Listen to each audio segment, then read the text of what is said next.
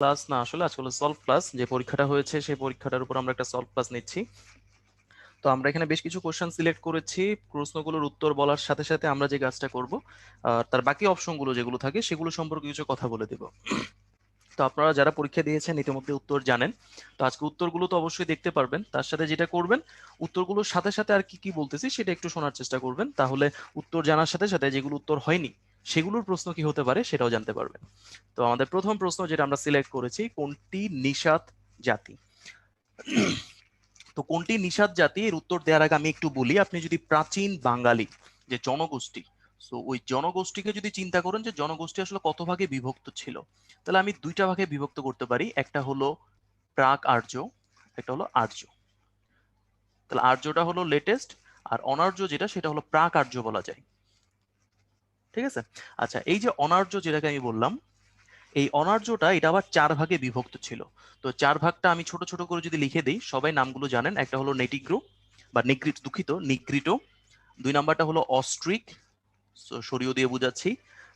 দেন হলো দ্রাবিড়, এবং আরেকটা হলো ভেটচেনীয়, ভোটচেনীয়। দুইটাই নামই দেখেছি, বাট আমি যতটুকু পড়েছি সেটা হলো ভেটচেনীয় হওয়ার কথা। তো এই হলো চারটি প্রজাতি। ওকে। আচ্ছা, এখন এর মধ্যে যে দুই নম্বর আমি যেটা লিখেছি অস্ট্রিক জাতি, এই অস্ট্রিক জাতির একটা নাম হলো নিষাদ জাতি। তাহলে নিষাদ জাতি আসলে বলা হয়েছে যে কোন জাতিকে আসলে অপর নামে ডাকা হয় নিষাদ জাতি, সেটার উত্তর হলো অস্ট্রিক জাতি। সো অস্ট্রিক জাতি যেমন সঠিক উত্তর, তার সাথে জেনে রাখবেন অস্ট্রিক জাতিটা কিভাবে আসছে। অস্ট্রিকের সাথে নেগ্রিটো ছিল, দ্রাবিড় ছিল, ভেটচেনীয় ছিল, এরা সবাই ছিল অনার্য। আরেকটা কিন্তু ছিল আর্য। তাহলে আমরা যেহেতু, বা আমাদের কথা যদি বলি অস্ট্রিক, তার মানে আমরা অনার্য থেকে এসেছি। এটা হলো আমাদের প্রথম প্রশ্ন। দ্বিতীয় প্রশ্ন হলো, কুমিল্লার ধীরেন্দ্রনাথ দত্ত পাকিস্তান গণপরিষদে বাংলাকে রাষ্ট্রভাষা করার দাবি তুলেন কবে? এটা খুবই বিখ্যাত প্রশ্ন, অনেকে জানার কথা। 1948 সালে এই ঘটনাটা ঘটেছিল। তো একটাই অপশন আছে 1948 দিয়ে, সেটা হলো 23শে ফেব্রুয়ারি 1948। তো যদি প্রশ্ন কঠিন করতে চাই তখন যেটা করতে পারে, 23শে ফেব্রুয়ারিকে চেঞ্জ করে অন্য কয়েকটা ডেট দিতে পারে, হয়তো 48টা কমন রেখে দিবে। আপনাদের ক্ষেত্রে একটু সহজ করা হয়েছে, সেটা হলো 48টা, 48 সালটাকে চেঞ্জ করা হয় নাই। পরবর্তী প্রশ্ন, ভারতীয় উপমহাদেশে দ্বৈত শাসন ব্যবস্থা কে চালু করেন? তো দ্বৈত শাসন ব্যবস্থা চালু করেন হলো লর্ড ক্লাইভ। এই কাজটা আপনার জানবেন যে এটা হলো উত্তর, লর্ড ক্লাইভ। সাথে যে কাজটা করবেন শিখে নিবেন যে লর্ড ক্যানিং ও কি চালু করছে। সো লর্ড ক্যানিং যেটা চালু করছে সেটা হলো পুলিশ ব্যবস্থা। তাহলে এটাও কিন্তু প্রশ্ন হতে পারতো, পুলিশ ব্যবস্থা। আচ্ছা, লর্ড কর্নওয়ালিস উনি কি করছেন? একটু চ্যাট বক্স আমাকে জানান তো, লর্ড কর্নওয়ালিস কি করেছিলেন? আর আমি লর্ড বেন্টিং এরটা আপনাদেরকে বলে দিই। আমাকে একটু চ্যাট বক্সে জানাবেন লর্ড কর্নওয়ালিস কি করেছিলেন, বা আমরা কেন লর্ড কর্নওয়ালিসের নামটা জানি।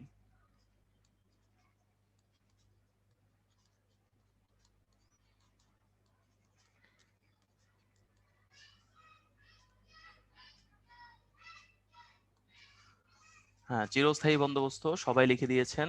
Permanent settlement, very good. তাহলে আমি আর দুই নাম্বারটা লিখছি না। লর্ড কর্নওয়ালিস দ্বৈত ব্যবস্থা, দ্বৈত শাসন, চিরস্থায়ী বন্দোবস্তের জন্য বিখ্যাত। আচ্ছা, 4 নম্বর প্রশ্ন, 1948 থেকে 52 সালে ভাষা দিবস পালন করা হতো কোন তারিখে? এটা খুব বিখ্যাত একটা প্রশ্ন, বিগত কয়েক বছর পরীক্ষায় আমরা এটা দেখেছি। এটার উত্তর হলো 11 মার্চ, 11ই মার্চ। অনেকেই করে কি ভাষা দিবস হিসেবে 21শে ফেব্রুয়ারি দাগায় দেয়। আচ্ছা, আমি একটু বলি, 21শে ফেব্রুয়ারি, 21শে ফেব্রুয়ারি, এই 21শে ফেব্রুয়ারিকে আমরা জানি যে আন্তর্জাতিক মাতৃভাষা দিবস, তাই না? এটা আন্তর্জাতিক মাতৃভাষা দিবস, ইউনিসেফ অলরেডি এটাকে ডিক্লেয়ার করে দিছে। তো আমি একটু ছোট করে লিখি, আন্তর্জাতিক মাতৃভাষা দিবস। আচ্ছা, এখন কেউ কি বলতে পারবেন এই 21শে ফেব্রুয়ারি আমাদের একটা জাতীয় দিবস আছে, মানে 21শে ফেব্রুয়ারি আমাদের দেশে আমরা একটা দিবস পালন করি, সেটা আসলে কি? একটু চ্যাট বক্স আমাকে জানান তো, 21শে ফেব্রুয়ারি, 21শে ফেব্রুয়ারিকে জাতীয়, আমাদের দেশের জন্য কি দিবস হিসেবে পালন করি আমরা? হ্যাঁ, সঠিক উত্তর হলো শহীদ দিবস, শহীদ দিবস। আচ্ছা, রসিকার হবে যদিও, বাট কিছু জিনিস আসলে দীর্ঘিকার দিকলে লিখতে ভালো লাগে, যেমন ঈদ, ঈদকে রসিকার দিয়ে লিখলে ফিল আসে না। একইভাবে শহীদ কথাটা রসিকার দিকলে ফিল আসে না, বাট সঠিক উত্তর রসিকার হবে। আচ্ছা, আন্তর্জাতিক মাতৃভাষা দিবস এটা ডিক্লেয়ার করেছিল কে? ইউনেস্কো, এটা মনে হয় বলেছি, ইউনেস্কো। কত সালে সেটা একটু জেনে রাখবেন। এটা 99-এ মনে হয়, 2000 সাল থেকে আমরা এটা পালন করি, বা 2000 সাল থেকে সারা বিশ্বে পালন করা হয়, এবং 99-তে এটা ডিক্লেয়ার করা হয়েছিল। ওকে, পরবর্তী প্রশ্ন, সম্রাট আকবর সম্রাট আকবর বাংলা জয় করেন কত সালে? চারটা অপশন আছে, চারটার মধ্যে একটু কনফিউশন তৈরি করার চেষ্টা করা হয়েছে, বাট সঠিক উত্তর হলো আসলে 1556। আচ্ছা, সো আকবরের ফ্যামিলি, আমি যদি আকবরের ফ্যামিলি বাবর থেকে চিন্তা করি, সো বাবর থেকে যদি আপনি সবগুলো নাম মনে রাখতে চান, তাহলে আমি একটা শর্টকাট বলে দিই যে সবার প্রথমে কে বা কার ছেলে কে, কার নাতি কে, এটা যদি মনে রাখতে চান একটা ছোট্ট শর্টকাট আছে। শর্টকাটটা হলো বাবার হইল আবার জ্বর, সারিল ঔষধে, সারিল ঔষধে। খুব চমৎকার একটা লাইন। আমি ওর অর্থগুলো আর বলি না। বাবার মানে হলো বাবর, হইল মানে হুমায়ুন, আবার মানে আকবর, জ্বর মানে আওরঙ্গজেব, সারিল মানে শাহজাহান, ঔষধ মানে, আচ্ছা লাস্টেরটা কি? লাস্টেরটা আমাকে একটু জানান তো কেউ, লাস্টেরটা কি হবে?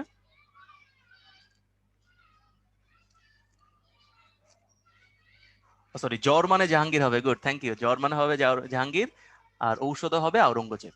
Thank you. আচ্ছা, আমি মনে হয় একটু ভুল লাগিয়েছি, আমি এর জন্য ক্ষমা প্রার্থী। 1956 হবে না, এটা এটা হবে 1576। আমি 56 ভুলে দাগিয়ে দিয়েছি, আমাকে কারেক্ট করে দেওয়ার জন্য ধন্যবাদ আপনাদেরকে। আচ্ছা, পরবর্তী প্রশ্ন। শেখ মুজিবুর রহমান আওয়ামী লীগের কততম সম্মেলনে সভাপতি নির্বাচিত হন? তো উনি আসলে ষষ্ঠ সম্মেলন যেটা হয়েছিল, 6 নম্বর সম্মেলন, সেখানে সভাপতি নির্বাচিত হয়েছিলেন। তাহলে আমার প্রশ্ন হলো, প্রথম যে সম্মেলনটা হয়েছিল, তাহলে প্রথম সম্মেলনের সভাপতি কে ছিল? প্রথম সম্মেলনের সভাপতি, একটু চ্যাট বক্সে আমাকে দ্রুত জানাবেন। প্রথম সম্মেলনের সভাপতি ছিল ভাসানী। ধন্যবাদ। আচ্ছা, প্রথম সম্মেলন যখন হয়েছিল তখন কিন্তু বঙ্গবন্ধুর একটা পদ দেওয়া হয়েছিল। কেউ কি বলতে পারবেন প্রথম সম্মেলনে বঙ্গবন্ধুর পদটা কি ছিল? হ্যাঁ, প্রথম সম্মেলনে যুগ্ম সম্পাদক। একজন লিখেছেন ত্রাণ, ত্রাণ না, আসলে যুগ্ম সম্পাদক ছিল। তাহলে সম্পাদক কেউ একজন ছিল। তো আমি যদি বলি প্রথম সম্মেলনের সম্পাদক কে ছিল?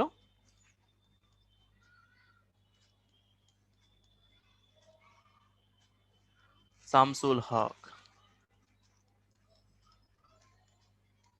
তো শামসুল হক সম্পর্কে আসলে অনেকেই জানে না, ওনার সম্পর্কে একটু পড়ে নেবেন। তাছাড়া আপনি জাতির জনক বঙ্গবন্ধু শেখ মুজিবুর রহমানের যে আত্মজীবনী, অসমাপ্ত আত্মজীবনী, এটা যদি একটু পড়েন আপনি শামসুল হক সম্পর্কে বেশ ভালো জানতে পারবেন। উনি কিন্তু খুব অ্যাক্টিভ ছিলেন। পরবর্তীতে একটু মানসিক সমস্যা হয়েছিল, উনি অসুস্থ হয়ে গিয়েছিলেন, যার ফলে উনার পরবর্তীতে আসলে অংশগ্রহণগুলো দেখা যায়নি, কিন্তু অবশ্যই আপনারা ওনার সম্পর্কে জেনে রাখবেন। তো আমরা পরবর্তী প্রশ্নে চলে যাই। পরবর্তী প্রশ্ন হলো 11 দফা কর্মসূচি কয়টি ছাত্র সংগঠন মিলে ঘোষণা করে? 11 দফা কর্মসূচি কয়টি ছাত্র সংগঠন মিলে ঘোষণা করে? তো আমি একটু দলগুলোর নাম বলে দিই। একটা ছিল আওয়ামী লীগ, মানে ওটা আসলে ছাত্রলীগ ছিল, ছাত্রলীগ। দ্বিতীয় ছিল জাতীয় ছাত্র ফেডারেশন, জাতীয় ছাত্র ফেডারেশন। 3 নম্বরে ছিল ছাত্র ইউনিয়ন, ইউনিয়ন। তো এই ছাত্র ইউনিয়ন কিন্তু দুইটা ছিল, একটা ছিল মতিয়া, মতিয়া গ্রুপ বলা হতো, আর একটা হলো মেনন গ্রুপ। তাহলে টোটাল কয়টা হলো? ছাত্রলীগ একটা, জাতীয় ছাত্র ফেডারেশন দুটা, ছাত্র ইউনিয়ন দুইটা, মানে টোটাল হলো চারটা। এই চারটা মিলে 11 দফা কর্মসূচি ঘোষণা হয়েছিল। একটু আমাকে চ্যাট বক্সে দ্রুত জানিয়ে দেন, এই যে 11 দফা কর্মসূচির কথাটা বলা হচ্ছে, এটা কত সালে, মানে এই ঘটনাটা কত সালের, কেউ কি আমাকে বলতে পারবেন? 11 দফা আসলে কত সালে দেওয়া হয়েছিল বা তখন কি হয়েছিল? ভেরি গুড, খুবই দ্রুত আপনার উত্তর দিয়ে দিয়েছেন। এটা হলো 1969 সালে। তখন একটা আন্দোলন চলছিল, গণ অভ্যুত্থানের আন্দোলন। 68-তে একটা ঘটনা ঘটেছিল, আগরতলা মামলা, যেটার মামলাটার নাম আসলে কি ছিল, যে রাষ্ট্র বনাম শেখ মুজিবুর রহমান এবং অন্যান্য, যার প্রধান আসামি ছিল জাতির জনক। এবং এটা একটা ষড়যন্ত্র মামলা, বলেছিল যে দেশের বিরুদ্ধে ষড়যন্ত্র হচ্ছে। এবং তার পরিপ্রেক্ষিতে আসলে 69-এ একটা বিশাল আন্দোলন হয়, সেই আন্দোলনের মধ্যে 11 দফা দেওয়া হয় ছাত্রদের পক্ষ থেকে। এবং 69-এর আন্দোলন কিন্তু লিড করেছিল ছাত্ররা। আচ্ছা, এই 11 দফার মধ্যে কেউ কি বলতে পারবেন যে আসলে 6 দফা কি ছিল নাকি ছিল না? একটু আমাকে ইয়েস অর নো দিয়ে লিখতে পারেন।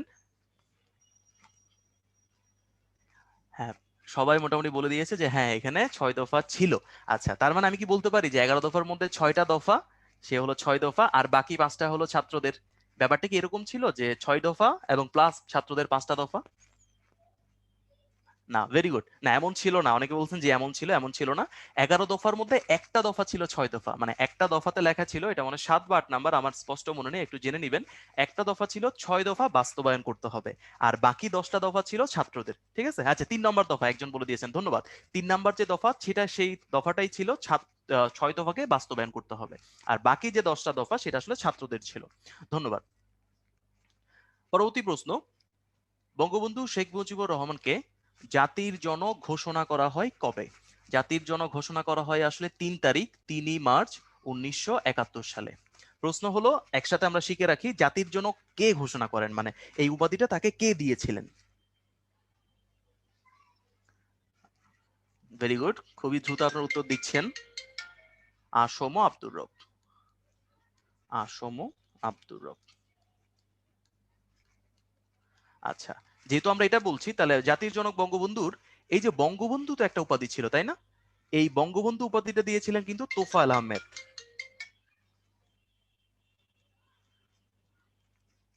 ঠিক আছে? আচ্ছা, এই তোফায়েল আহমেদ এই ঘটনাটা দিয়েছিলেন মানে কত সালে যদি বলি, সেটা হলো 1969 সালে। 1969 সালে কিন্তু সেই 11 দফার কথা একটু আগে যেটা বলছিলাম, 1969 সালে 11 দফা বা গণ অভ্যুত্থান হয়েছিল। যখন মুজিবকে বা জাতির জনককে ছেড়ে দেয় বা মামলাটা প্রত্যাহার করা হয়, তখন 22 তারিখে মামলাটা প্রত্যাহার করা হয়। তার পরের দিন, ঠিক একদিন পরেই, 23শে ফেব্রুয়ারি, ওনাকে আসলে বঙ্গবন্ধু উপাধিতে বঙ্গবন্ধু উপাধিটা দেয়া হয়। ঠিক আছে? তো যখন আপনারা প্রশ্নগুলো পড়বেন, অবশ্যই চেষ্টা করবেন তার পাশে, মানে আগে পিছে যে প্রশ্নগুলো আছে এগুলো শিখে ফেলতে। এটা আপনাদের জন্য খুবই সুবিধা হবে। এবং একাধিক প্রশ্ন যখন আপনারা একসাথে শিখবেন, একাধিক ইনফরমেশন যদি একসাথে শিখেন, তাহলে মনে রাখার টেন্ডেন্সিটা বেড়ে যাবে। ঠিক আছে? ওকে। পরবর্তী প্রশ্ন, অপারেশন সার্চলাইট এর সার্বিক তত্ত্বাবধানে কি ছিল? তো অপারেশন সার্চলাইট এর সার্বিক তত্ত্বাবধানে আসলে ছিলেন টিক্কা খান। টিক্কা খান পশ্চিমবঙ্গে এসেছে, পূর্ববঙ্গে, পূর্ব বাংলায় আসলে এই অপারেশনটা পরিচালিত করা হয়। পরবর্তী প্রশ্ন, মুক্তিযুদ্ধের টাঙ্গাইল কত নং সেক্টরের অধীন? তো এটা কেন করা হয় আমি একটু বলি। আমি ছোট্ট করে বাংলাদেশের মানচিত্রটা আঁকার ট্রাই করতেছি, কেউ হাস্যকর ভাবে নিবেন না। আমরা বোর্ডে বা খাতায় আঁকতে পারি, এখানে কতটুকু ভালো আঁকতে পারবো জানি না, বাট একটু চেষ্টা করি তাও আপনাদের জন্য। তো বাংলাদেশের মানচিত্র এঁকে আমি একটু আপনাদেরকে মনে করাই দিব আর কি, যে আমাদের যে সেক্টর গুলো ছিল, যে সেক্টর গুলো সম্পর্কে একটু ছোট্ট আইডিয়া দিয়ে দেবো আবার, তাহলে আপনাদের জন্য একটু পড়তে সুবিধা হবে।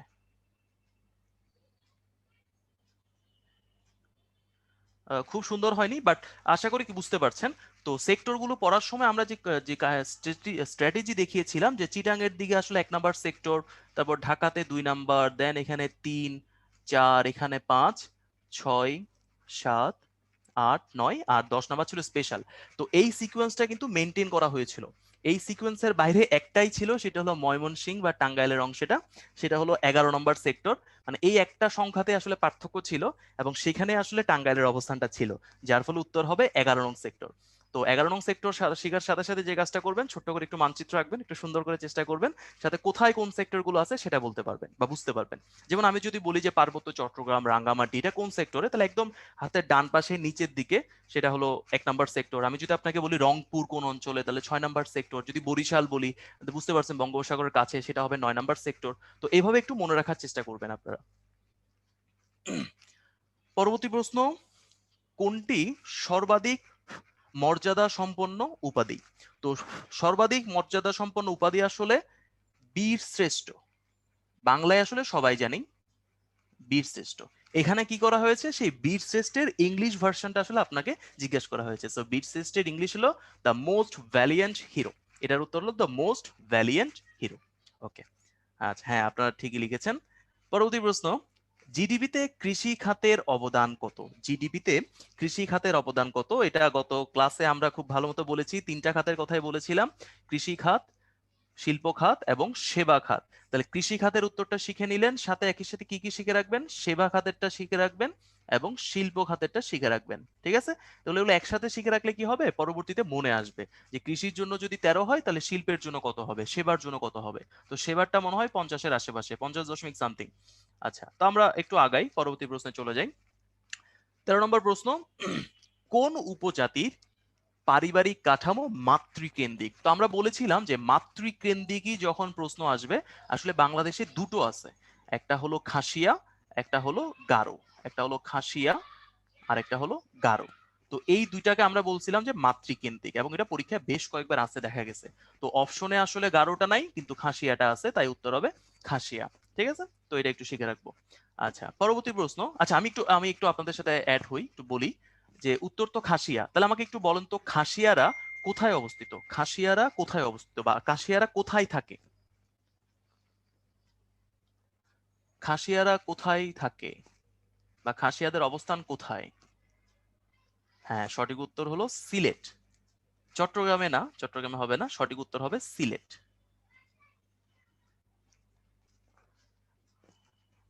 আর গারোদের জন্য যদি প্রশ্নটা করতাম, গারোদের জন্য উত্তর হবে ময়মনসিংহ বলতে পারেন আপনি,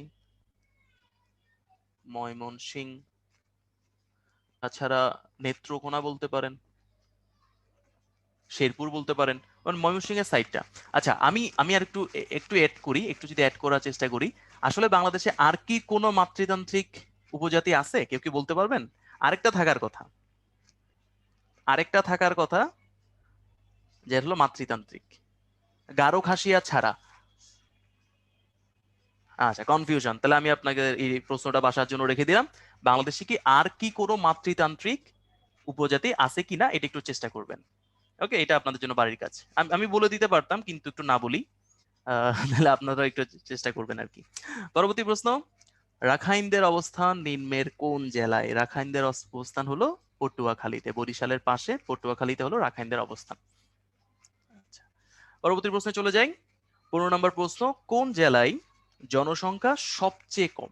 আচ্ছা, এটার উত্তর হলো বান্দরবান। এটা যেমন শিখে রাখবেন, সাথে এটাও শিখে রাখবেন, রাঙামাটি কিন্তু বাংলাদেশের সবচেয়ে বড় জেলা। এটা হলো সবচেয়ে বড় জেলা, বড় জেলা। সাথে কি শিখে রাখবেন, রাঙ্গামাটি হলো বাংলাদেশের এমন একটা জেলা যার সাথে দুটি দেশের সীমান্ত রয়েছে। তাহলে এটাও শিখে রাখতে পারি, দুটি দেশের সীমান্ত আছে। আচ্ছা, কক্সবাজার। কক্সবাজারকে কেন মনে রাখবো? কারণ কক্সবাজার হলো এমন একটা জেলা যেখানে আছে সি বিচ, সমুদ্র সৈকত, সবচেয়ে বড় সমুদ্র সৈকত, যেটা হলো 120 কিলোমিটার। এত বড় সমুদ্র সৈকত আর কোথাও নেই বিশ্বের, তাই সর্বোচ্চ সমুদ্র সৈকতের জন্য কক্সবাজারকে আমরা শিখে রাখতে পারি। আচ্ছা, একটা কমন প্রশ্ন করি। এই যে সাজেক, এত বিখ্যাত একটা জায়গা, সাজেক কোথায় অবস্থিত বলেন তো আমাকে একটু, দেখি আপনারা পারেন কিনা, মনে আছে কিনা। সাজেক কোথায় অবস্থিত? সাজেক কোথায় অবস্থিত? রাঙামাটি। সাজেক আসলে শুধু কি রাঙামাটি বললে হবে? এটা আসলে দুইটা জেলার একটা একদম মাঝখানে অবস্থিত। দুটো জেলার একদম মাঝখানে সাজেক অবস্থিত। রাঙামাটি সঠিক উত্তর, এতে কোনো অপশন নাই। বাট তার পাশে আর অন্য জেলাটা কি হতে পারে? হ্যাঁ, এখানে কনফিউশন আছে, বান্দরবান, খাগড়াছড়ি। তাহলে এই প্রশ্নগুলো কিভাবে শিখবো? এই প্রশ্নগুলো শেখার জন্য আমাদের ম্যাপ হলো বেস্ট। আমরা কিন্তু আপনাদের দেখিয়েছিলাম কিভাবে ম্যাপ কি ইউজ করা যেতে পারে। তাহলে আপনি ম্যাপের মধ্যে সাজেক অংশটা খুঁজে বের করবেন, দেখবেন তার বাম পাশে একটা জেলা আছে, ডান পাশে একটা জেলা আছে। তো এই দুইটা জেলা ভালো মতো শিখে রাখবেন। রাঙ্গামাটির মধ্যে সাজেক অবস্থিত, এটা শিওর, কিন্তু তার পাশে যে জেলাটা সেটার নামও আপনারা শিখে রাখবেন। আচ্ছা, পরবর্তী প্রশ্ন। ইসলাম ধর্মাবলম্বী উপজাতি কোনটি? তো ইসলাম ধর্মাবলম্বী উপজাতি হলো পাউন। এটা হলো সঠিক উত্তর। সাথে আর কি করবেন, সাথে সাঁওতাল কোন ধর্ম অনুসরণ করে, মণিপুরীরা কোন ধর্ম অনুসরণ করে, এটাও কিন্তু শিখে রাখবেন। এটাই কিন্তু আমরা আপনাদের টেকনিকটা শেখানোর চেষ্টা করছি, যে একই সাথে একাধিক ইনফরমেশন কিভাবে শিখে রাখা যায়। আচ্ছা, পরবর্তী প্রশ্ন। 2020-21 অর্থ বছরে জিডিপি প্রবৃদ্ধির লক্ষ্যমাত্রা কত? যেহেতু লক্ষ্যমাত্রা বলছে, তার মানে এটা আসলে কোথায় থেকে আসছে? এটা হলো আমাদের বাজেটের একটা প্রশ্ন।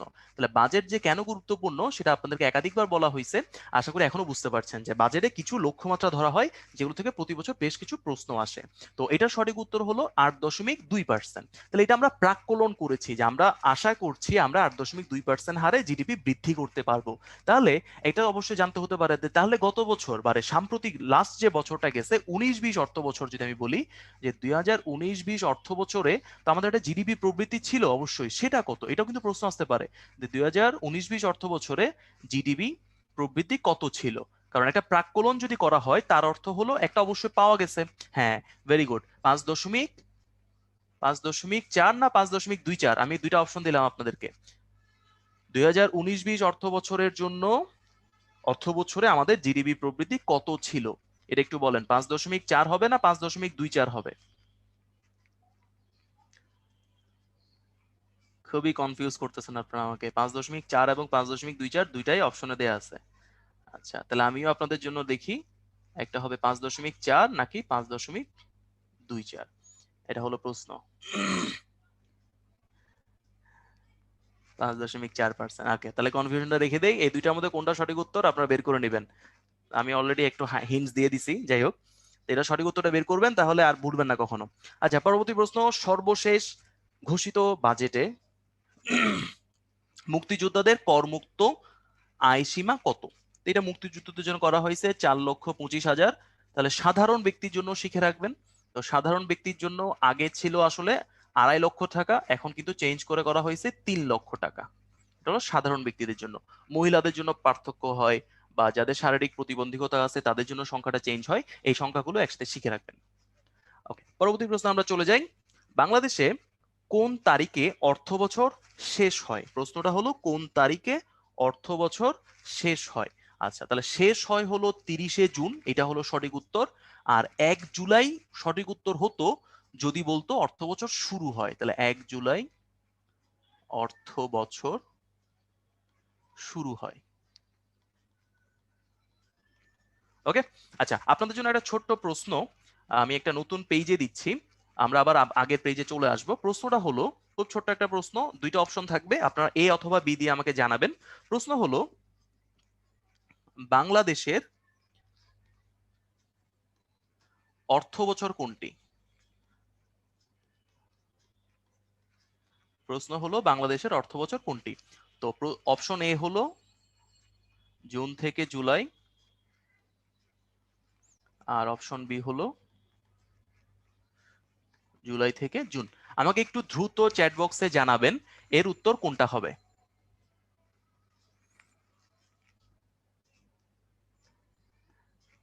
আচ্ছা, থ্যাংক ইউ সবাইকে। আপনারা বুঝতে পারছেন আমি আসলে প্রশ্নটা কি করেছি। আসলে জুন থেকে জুলাই এটা কিন্তু 1 মাস, মাত্র 1 মাস, তাই না? জুলাই থেকে জুন যদি বলি এখানে আসলে 12 মাস আসে। তো এটা খুব সুন্দর একটা প্রশ্ন। হঠাৎ করে দেখা যায় প্রথম অপশনটা জুন থেকে জুলাই থাকে, তো অনেকে এটা দাগাই ফেলে। তো এটা একটু মাথায় রাখবেন, এটা বিগত বছর আমি একবার দেখেছিলাম। আচ্ছা, আমরা একটু আগের প্রশ্নে চলে আসি। প্রশ্নটা হলো স্বাধীন বাংলাদেশের প্রথম সমুদ্র বন্দর কোনটি? তো এখানে বাংলাদেশের সমুদ্র বন্দর আছে কিন্তু মোট 3টা, তাই তো? এই 3টার নামও দেয়া আছে, চট্টগ্রাম, মোংলা এবং পায়রা। চট্টগ্রাম হলো বাংলার জন্য প্রথম, মোংলা হলো দ্বিতীয়, আর পায়রা হলো তৃতীয়। এটা হলো বাংলাদেশের জন্য। কিন্তু প্রশ্নটা করা হয়েছে স্বাধীন বাংলাদেশ, অর্থাৎ বাংলাদেশের জন্মের পরে বা বাংলাদেশের স্বাধীনতার পরে কোন সমুদ্র বন্দরটা গড়া হয়েছে, সেটা কিন্তু পায়রা। ঠিক আছে, উত্তরটা মাথায় রাখবেন। বাংলাদেশে 3টা আছে, সবচেয়ে পুরানো হলো চট্টগ্রাম, দ্বিতীয় হলো মোংলা, তৃতীয় হলো পায়রা। কিন্তু স্বাধীন বাংলাদেশ যেহেতু কথাটা বলে দিছে, তাই সঠিক উত্তর হবে পায়রা। ওকে, পরবর্তী প্রশ্ন, বাংলাদেশের পোশাক সর্বাধিক রপ্তানি হয় কোন দেশে? তো সর্বাধিক রপ্তানি হয় আসলে কোথায়? যুক্তরাষ্ট্রে, ইউএসএ। আচ্ছা, এই প্রশ্নটা কনফিউশনের জন্য যদি করা হতো, যদি প্রশ্নটাকে কনফিউজ করতে চাইতো, তাহলে লিখতে পারতো সর্বাধিক রপ্তানি কোথায় হয়, কোন দেশে না বলে সর্বাধিক রপ্তানি হয় কোথায়। যদি এই প্রশ্নটা হতো কোন দেশে না বলে যদি বলতো কোথায়, তাহলে বলেন তো উত্তর কি হতো? আমাকে একটু চ্যাট বক্সে দ্রুত জানাবেন, একটু দ্রুত জানাতে হবে। যদি প্রশ্ন করা হতো বাংলাদেশের পোশাক সর্বাধিক কোথায় রপ্তানি হয়, দেশ কথাটা লিখলো না। ভেরি গুড, আপনার প্রশ্নটা বুঝতে পারছেন, ভেরি গুড। এই জিনিসগুলো জানা খুবই গুরুত্বপূর্ণ।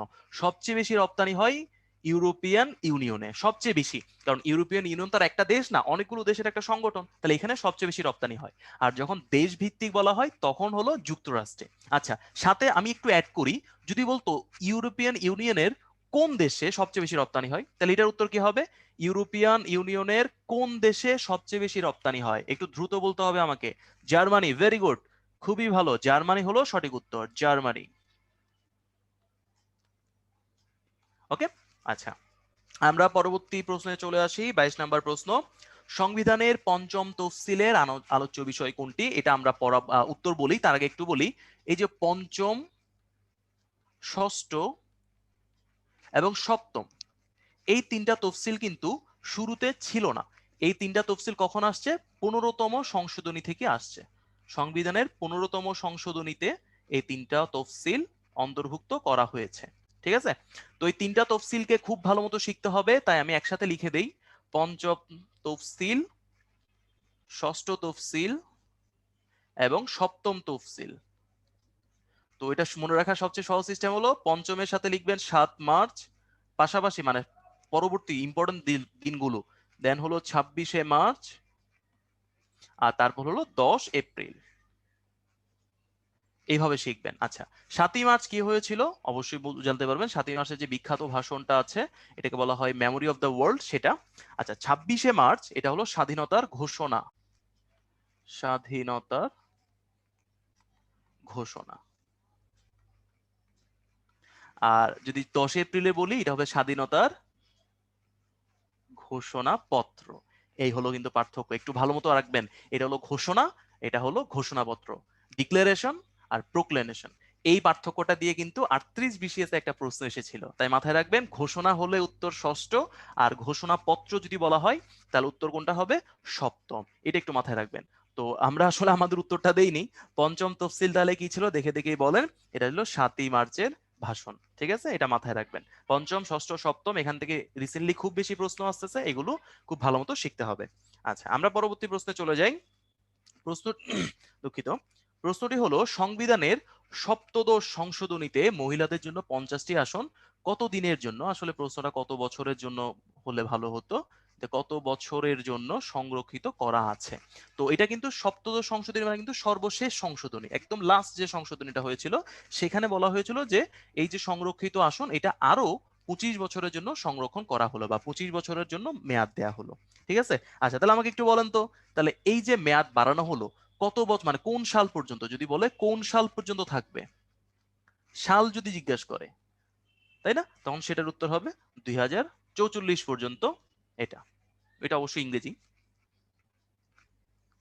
আচ্ছা, পরবর্তী প্রশ্ন 24, সংবিধানের কোন তফসিলে শপথের কথা উল্লেখ আছে?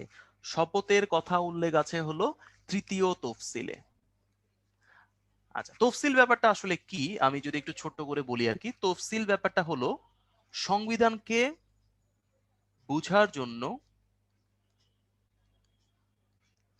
ব্যাখ্যা করার জন্য এবং পরিপূর্ণতার জন্য। মানে তফসিল ব্যাপারটা ইনক্লুড করা হয়েছে সংবিধানকে বুঝতে পারার জন্য বা ব্যাখ্যা করার জন্য এবং সাথে সংবিধানের পরিপূর্ণতার জন্য। যেমন শপথের ব্যাপারটা এটা কিন্তু সংবিধানের কোথাও লেখা নেই, কিন্তু তফসিলে লেখা আছে। ওকে, আচ্ছা, আমরা পরবর্তী টপিকে চলে যাই। পরবর্তী টপিক হলো কত বছর বয়স হলে জাতীয় সংসদ নির্বাচনে প্রার্থী হওয়া যায়? সো সংসদ সদস্য হওয়ার বয়স হলো 25 বছর, মিনিমাম 25 বছর। সাথে আমরা একটু অ্যাড করি, একটা প্রশ্ন এসেছিল এরকম, একবার দেখেছিলাম আমরা, যে প্রধানমন্ত্রী হওয়ার বয়স কত, এই প্রশ্নটা ছিল। তো প্রধানমন্ত্রী হওয়ার বয়স আসলে সরাসরি সংবিধানের কোথাও লেখা নাই।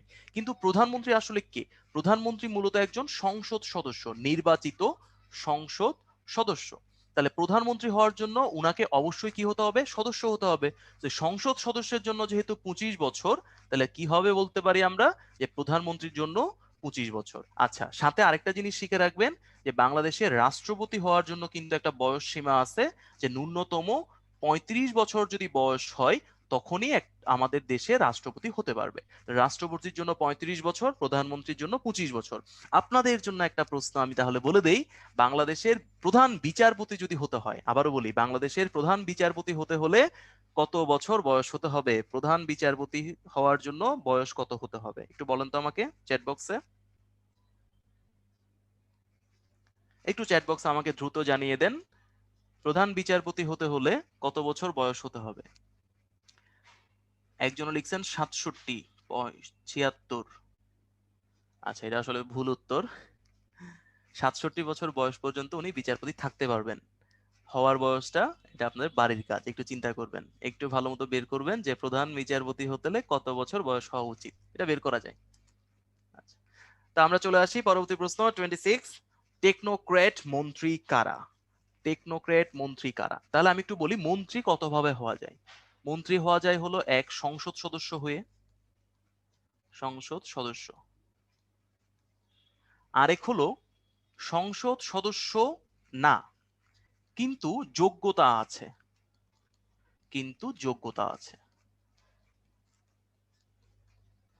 তাহলে এই দুই ধরনের মানুষকে মন্ত্রী বানানো যেতে পারে। এক হলো সংসদ সদস্য থেকে নির্বাচিত করা যেতে পারে, অথবা সংসদ সদস্য না কিন্তু সব ধরনের যোগ্যতা আছে এমন একজন ব্যক্তিকে মন্ত্রী হিসেবে নিয়োগ করা যেতে পারে। তাহলে যে ব্যক্তি সংসদ সদস্য না তাদের কি বলা হয়? টেকনোক্রেট মন্ত্রী। ওনারা সংসদ সদস্য না, এটা মাথায় রাখবেন, সংসদ সদস্য কিন্তু ওরা না, সংসদ সদস্য নয়।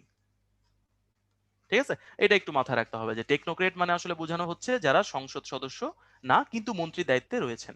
একজন বিখ্যাত ব্যক্তি আমাদের ইতিমধ্যে টেকনোক্রেট মন্ত্রী হিসেবে আছেন, আশা করি কার কথা বলছি আপনি বুঝতে পারছেন। তো উনি আসলে সংসদ সদস্য না কিন্তু উনি মন্ত্রী।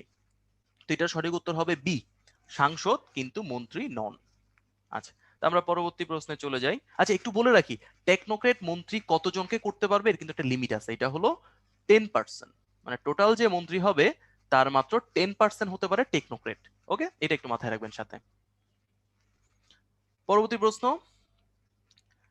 একজন বিভাগীয় কমিশনারের সমমর্যাদা সম্পন্ন ব্যক্তিকে, আসলে প্রশ্নটা হলো একজন বিভাগীয় কমিশনার কোন সমমর্যাদার ব্যক্তি। প্রশ্নটা এমন হওয়া উচিত ছিল, আমি দুঃখিত, ল্যাঙ্গুয়েজটা আসলে সুন্দর হয়নি। প্রশ্নটা হলো একজন বিভাগীয় কমিশনার কোন সমমর্যাদার ব্যক্তি। উত্তর হলো যুগ্ম সচিব। ওকে, আচ্ছা, সাথে এর সাথে এক্সট্রা কি প্রশ্ন আসতে পারে? যেহেতু বিভাগীয় কমিশনার কথা বলা হয়েছে তাহলে অবশ্যই জেলা কমিশনার নিয়ে প্রশ্ন আসতে পারে। তাহলে জেলা কমিশনার আসলে কাকে বোঝাচ্ছি আমি বলেন তো? জেলা কমিশনার হলো ডিসি। তো এটা মাথায় রাখবেন, একজন ডিসি যিনি ডিসি উনি আসলে একজন উপসচিব, উপসচিবের পদমর্যাদা। ঠিক আছে, তো একটু ঝামেলা আছে, ঝামেলাটা হলো উপসচিব যদিও 25-এ, ডিসি হলে কিন্তু তার এক ধাপ উপরে। ঠিক আছে, এই যে ব্যাপারটা একটু মাথায় রাখবেন। আচ্ছা, পরবর্তী প্রশ্ন, বিচার বিভাগের কাজ কি? বিচার বিভাগের কাজ হলো দণ্ড বিধান করা। তাহলে এটা হলো সঠিক উত্তর। তাহলে আরেকটু জেনে রাখি বাকিগুলো কখন হবে। যেমন আইন প্রণয়ন, আইন প্রণয়ন করে কারা? সংসদ সদস্যরা। তাহলে আইন প্রণয়নের জন্য হলো সংসদ সদস্য। বাজেট পাস, বাজেট পাস কোথায় হয়? এটা হলো সংসদে হয়, জাতীয় সংসদে বাজেট পাস হয়। আইনসভা আহ্বান কে করে? রাষ্ট্রপতি। আইনসভার জন্য শিখে রাখবেন রাষ্ট্রপতি। ওকে, আচ্ছা, এবার যদি আপনাকে বলি যে আইনের ব্যাখ্যা দেন কে, এটাও কিন্তু একটা প্রশ্ন আসতে পারে যে আইনের ব্যাখ্যা, আইনের ব্যাখ্যা যদি বলি এটা হবে সুপ্রিম কোর্ট, সুপ্রিম কোর্ট। আচ্ছা, সুপ্রিম কোর্ট কিন্তু আবার কি বলে? ওনাকে বলা হয় অভিভাবক। অভিভাবক কেন বলা হয়? উনি চাইলে পরিবর্তন করতে পারে। ঠিক আছে, তো এই ইনফরমেশন গুলো একসাথে শিখে রাখবেন, দেখবেন পরবর্তীতে একসাথে অনেক ইনফরমেশন মাথায় আসলে আপনি খুব সহজে নির্ণয় করতে পারবেন যে কোনটা সঠিক উত্তর আর কোনটা ভুল উত্তর। পরবর্তী প্রশ্ন 29 নাম্বার, আর্য পূর্ব জনগোষ্ঠী কয় ভাগে বিভক্ত? এই যে এটা কিন্তু আমি একদম ক্লাসের শুরুতে বলেছিলাম যে আর্য পূর্ব জনগোষ্ঠী কত ভাগে বিভক্ত। একটু দ্রুত বলে ফেলেন তো আমাকে চ্যাট বক্সে, আর্য পূর্ব কত ভাগে কি বিভক্ত। আমি খুব খুশি হব যদি চারটার নাম সহ আমাকে বলে দেন। হ্যাঁ, সঠিক উত্তর 4 বুঝতে পারছেন। সে চারটা কি কি ছিল? নেগ্রিটো ছিল, অস্ট্রিক ছিল, ভেটচেনীয় ছিল, আর ছিল দ্রাবিড়। এই হলো চারটা। আচ্ছা, সঠিক উত্তর হবে 4। আর চারটার নাম তো আমি বলে দিলাম। পরবর্তী প্রশ্ন 30 নম্বর প্রশ্ন যেটা, সেটা হলো পাকিস্তান জাতীয় পরিষদে উর্দুর পাশাপাশি বাংলাকে রাষ্ট্রভাষার স্বীকৃতি দেয় কবে? তো এই প্রশ্নটা যেহেতু, প্রশ্নটা আসলে দেখতে হবে কোথায়, জাতীয় পরিষদ যেহেতু বলা হয়েছে, তাহলে মাথায় রাখবেন জাতীয় পরিষদ হলে অবশ্যই এটা 1956 সাল হবে। আচ্ছা, তাহলে আর কি বলতে পারতো? আর বলতে পারতো প্রাদেশিক পরিষদ, এভাবেও কিন্তু বলতে পারতো প্রাদেশিক পরিষদ। তাহলে প্রাদেশিক পরিষদ যদি বলতো তাহলে কিন্তু উত্তরটা হতো 1954 সালের। ওকে, তা আমাদের প্রশ্নটা ছিল আসলে জাতীয় পরিষদ নিয়ে। তাহলে 1956 সাল আমরা দেখতেছি বিতে আছে, এবং 16ই ফেব্রুয়ারিও আসলে সঠিক উত্তর। তাহলে উত্তর হবে আমাদের বি, 16ই ফেব্রুয়ারি 1956। আচ্ছা, একটু বলে রাখি, রাষ্ট্রভাষা বাংলাকে বাংলাকে রাষ্ট্রভাষা স্বীকৃতি দেয়। তো 1956 সালের 16ই ফেব্রুয়ারি আসলে কি হয়েছিল? তো একটা সংবিধান প্রণয়ন হয়েছিল 1956 সালে। পাকিস্তানের পাকিস্তানের প্রথম সংবিধান প্রণয়ন হয়, প্রথম সংবিধান। তো সংবিধানে যখন প্রাধান্য দেওয়া হয় বা সংবিধানে যখন রাষ্ট্রভাষার স্বীকৃতি দেওয়া হয় তখনই আসলে রাষ্ট্রভাষার স্বীকৃতিটা রাষ্ট্রীয়ভাবে আসছিল। তো এই সংবিধানের আসলে 214 নাম্বার যে অনুচ্ছেদটা, আবারও বলি 214 নং অনুচ্ছেদে লেখা ছিল যে উর্দুর পাশাপাশি বাংলাও রাষ্ট্রভাষার মর্যাদা পাবে। এটা একটু মাথায় রাখবেন। 1956 সালে পাকিস্তানের প্রথম সংবিধান প্রণয়ন করা হয় এবং ওই সংবিধানের 214 নাম্বার যে অনুচ্ছেদটা ছিল সেখানে লেখা ছিল উর্দুর পাশাপাশি বাংলাও রাষ্ট্রভাষার মর্যাদা পাবে। ঠিক আছে। আচ্ছা, সাথে একটু বলি, 1956 সালেই কিন্তু যখন সামরিক শাসন জারি করা হয়, ইস্কান্দার মির্জা উনি আসলে সামরিক শাসন জারি করেন এবং আইয়ুব খানকে ক্ষমতায় নিয়ে আসেন, তখন কিন্তু এই সংবিধানটা রহিত করা হয়। এবং এই সংবিধানের একটা মেয়াদ ছিল, মানে এটা কতদিন অ্যাক্টিভ ছিল এটা কিন্তু প্রশ্ন আসে। কেউ কেউ আমাকে বলতে পারবেন যে 1956 সালের যে সংবিধানটা এটা কতদিন মেয়াদি ছিল বা এটা কতদিন অ্যাক্টিভ ছিল? একটু বলুন তো দ্রুত আমাকে। 56 দিন, 56 দিন, ভেরি গুড। এটা আসলে 56 দিন মেয়াদের একটা সংবিধান ছিল। তা আমি বলে দেই, 56 দিন মেয়াদের সংবিধান। ঠিক আছে। তো এই ইনফরমেশন গুলো চেষ্টা করবেন একসাথে শেখার জন্য। খুব ভালো হয় যদি এমন কাউকে পান যিনি আপনার সাথে প্রিপারেশন নিচ্ছেন, তাহলে একসাথে আসলে আলোচনা করলে ব্যাপারগুলো খুব খুব বেশি মনে থাকে। ঠিক আছে। আমরা একটু টেকনিক দেখানোর চেষ্টা করছি, পড়াশোনা তো আপনাকেই করতে হবে। তো এই টেকনিক গুলো ফলো করলে আশা করছি আপনাদের কষ্ট যেটা হবে, কষ্ট করতেই হবে, বাট কষ্টটা একটু একটু কম হবে আর কি, বা একটু কষ্টটা মেনে নেওয়া যায় এমন হবে। ওকে, আমরা পরবর্তী প্রশ্নে চলে যাই। পরবর্তী প্রশ্ন হলো, মুঘল সাম্রাজ্যের পতন ঘটে কোন যুদ্ধের মাধ্যমে? মুঘল সাম্রাজ্যের পতন ঘটে কোন যুদ্ধের মাধ্যমে? উত্তর হবে, উত্তর বলেন তো, এটা একটু আপনাদেরকে জিজ্ঞেস করি। সহজ প্রশ্ন। হ্যাঁ, ভেরি গুড। এটা আসলে উত্তর হবে সিপাহী বিদ্রোহ। ভেরি গুড, সিপাহী বিদ্রোহ।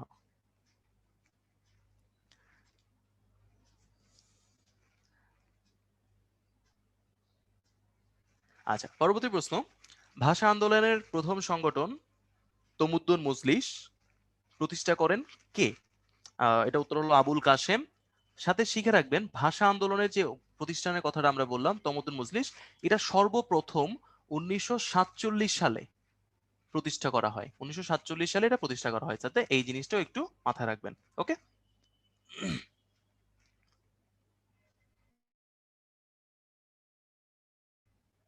পরবর্তী প্রশ্ন, আওয়ামী মুসলিম লীগের মূল উদ্যোক্তাকে? আমি কিন্তু এই কথাটা বলেছিলাম যখন প্রথম সম্মেলন হয়, বা প্রথম সম্মেলন যখন হয়েছিল, তখন আসলে আমি একটু আপনাদের মনে করাই দিই। প্রথম সম্মেলনে সভাপতি যদি বলি, তাহলে সভাপতির নাম আমি ইতিমধ্যে বলেছি, আমাদের আব্দুল হামিদ খান ভাসানী ছিলেন। তাহলে আমি একটু শর্টকাটে লিখি, এটা হলো ভাসানী।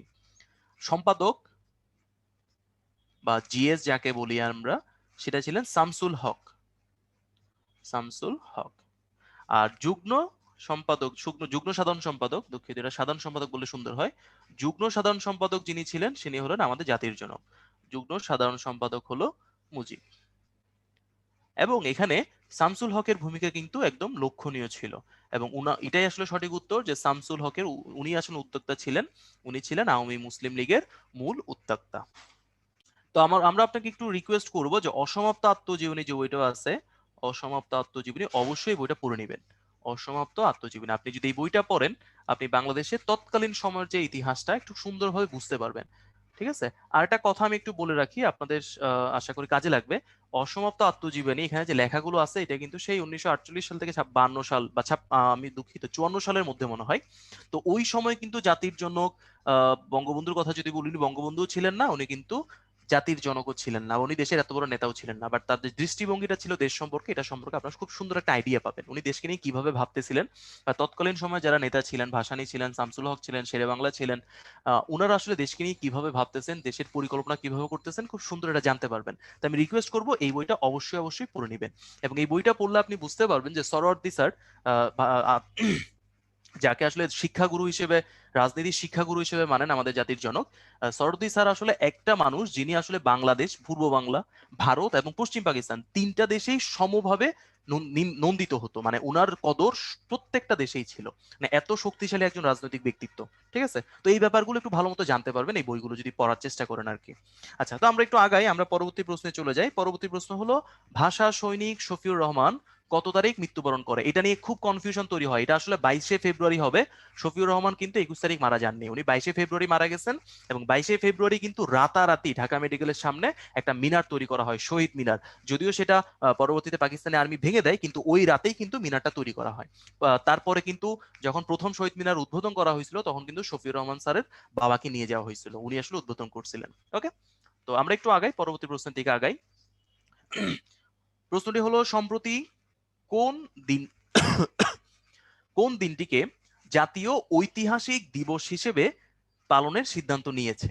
তো এটা প্রশ্ন কিন্তু সাম্প্রতিক একটা প্রশ্ন। তো সাম্প্রতিক প্রশ্নের মধ্যে আপনারা মাথায় রাখবেন 7ই মার্চ ঘটনাটাকে আসলে ঐতিহাসিক দিবস হিসেবে পালন করার সিদ্ধান্ত নেওয়া হয়েছে। তো আমি একটু রিমাইন্ড করা দিই আপনাদেরকে, যেমন 11 মার্চ, এই 11ই মার্চ কিন্তু 1948 থেকে 52 পর্যন্ত এই সময়টাতে কি ছিল, ভাষা দিবস হিসেবে পালন করা হতো। তাহলে এটা আমরা শিখে রাখবো ভাষা দিবস হিসেবে। ওকে, 26শে মার্চ, 26শে মার্চ কিন্তু আমাদের কি স্বাধীনতা দিবস, এটা মনে হয় অবশ্যই সবাই জানেন, এটা আমাদের স্বাধীনতা দিবস। আচ্ছা, সাথে 25শে মার্চ এটা হলো গণহত্যা দিবস, আমরা জাতীয়ভাবে পালন করি, গণহত্যা দিবস বা কালো রাত। আর 25শে মার্চ যে অপারেশনটা হয়েছিল, সেই অপারেশনের নাম কি ছিল, অলরেডি সবাই জানেন, অপারেশন সার্চ লাইট। তো একই সাথে ইনফরমেশন গুলো শেখার চেষ্টা করবেন, তাহলে একটু ভালো হয় আর কি আপনাদের জন্য। তো আমরা পরবর্তী প্রশ্নে চলে যাই। পরবর্তী প্রশ্ন হলো, মুক্তিযুদ্ধে বীর প্রতীক খেতাব প্রাপ্ত একমাত্র বিদেশি, উনি আসলে ওডারল্যান্ড, আমি এটা মনে রাখতাম, ওডারল্যান্ড। ওকে, সাথে কি কি শিখে রাখতে পারেন, সাইমন রিং এর সম্পর্কে জানতে পারেন, জর্জ হ্যারিসন সম্পর্কে জানতে পারেন। জর্জ হ্যারিসন আসলে কনসার্টে অংশগ্রহণ করেছিল। সাইমন রিং হলো 25শে মার্চ যে গণহত্যাটা চালানো হয়েছিল তার ভিডিও ফুটেজ তুলে পাঠিয়ে দিয়েছিল। ঠিক আছে, তো এই ব্যাপারগুলো একটু জানার চেষ্টা করবেন আর কি। পাকিস্তানের বর্বরতাকে সাইমন রিং যদি না থাকতো, আমরা আসলে বিশ্বের দরবারে জানাতে পারতাম না। ওকে,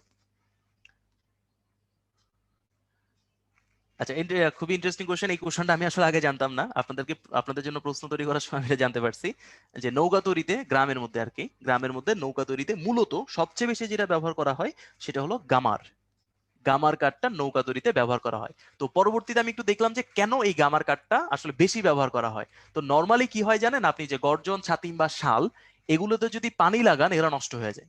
মানে এই গর্জন, ছাতিম, শাল, এগুলোকে আমি বলি পানি লাগলে নষ্ট হয়, এগুলোকে পানি লাগলে নষ্ট হয়ে যায়। আর গামার হলো এমন একটা গাছ যেটা নাকি পানি না লাগলে নষ্ট হয়ে যায়, আমি এটা জানতাম না, খুবই ইন্টারেস্টিং লাগলো, যেটা পানি না লাগলে নষ্ট হয়। তো আমার খুব ইন্টারেস্টিং লাগলো, ভাবলাম যে এটা আপনাদেরকে জানানো যেতে পারে। তো গামার এমন একটা গাছ যেটা পানিতে ভালো থাকে, নর্মালি নাকি ভালো থাকে না, সো ইন্টারেস্টিং। এই জন্য আসলে গামার কাঠটা সবচেয়ে বেশি ব্যবহার করা হতো। আচ্ছা, তো আমরা আগাই, পরবর্তী প্রশ্ন। প্রশ্নটা হলো, ষষ্ঠ আদমশুমারি 2021 সালে যেটা হবে, প্রশ্ন করা হয়েছে কত তারিখ, ষষ্ঠ আদমশুমারি কত তারিখ পরিচালনা করা হবে। সো এটা হলো জানুয়ারিতে করা হয় আসলে, 1 সপ্তাহ ব্যাপী। সো এটা হলো 1 তারিখ বাদ দিয়ে 2 থেকে 8 জানুয়ারি, এটা হলো সঠিক উত্তর, ষষ্ঠ আদমশুমারি। পরবর্তী প্রশ্ন, এটা হলো উপজাতি সম্পর্কিত। বাংলাদেশের দ্বিতীয় বৃহত্তম উপজাতি কোনটি? বাংলাদেশের দ্বিতীয় বৃহত্তম উপজাতি হলো সাঁওতাল।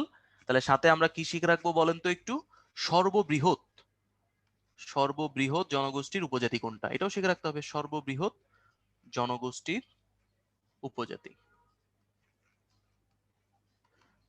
এটা মোটামুটি সবাই জানার কথা, তাও আমি একটু বলে রাখি, সবচেয়ে বেশি জনগোষ্ঠী হলো চাকমাদের, তারপরে হলো সাঁওতাল, এটা হলো দ্বিতীয়। আচ্ছা, নেক্সট প্রশ্ন, বাংলাদেশের বর্তমানে, মানে এটা হলো 19-20 ইকোনমিক রিভিউ, অর্থনৈতিক সমীক্ষার 19-20 যে লেখাটা আছে সেই অনুযায়ী বাংলাদেশের গড় আয়ু কত?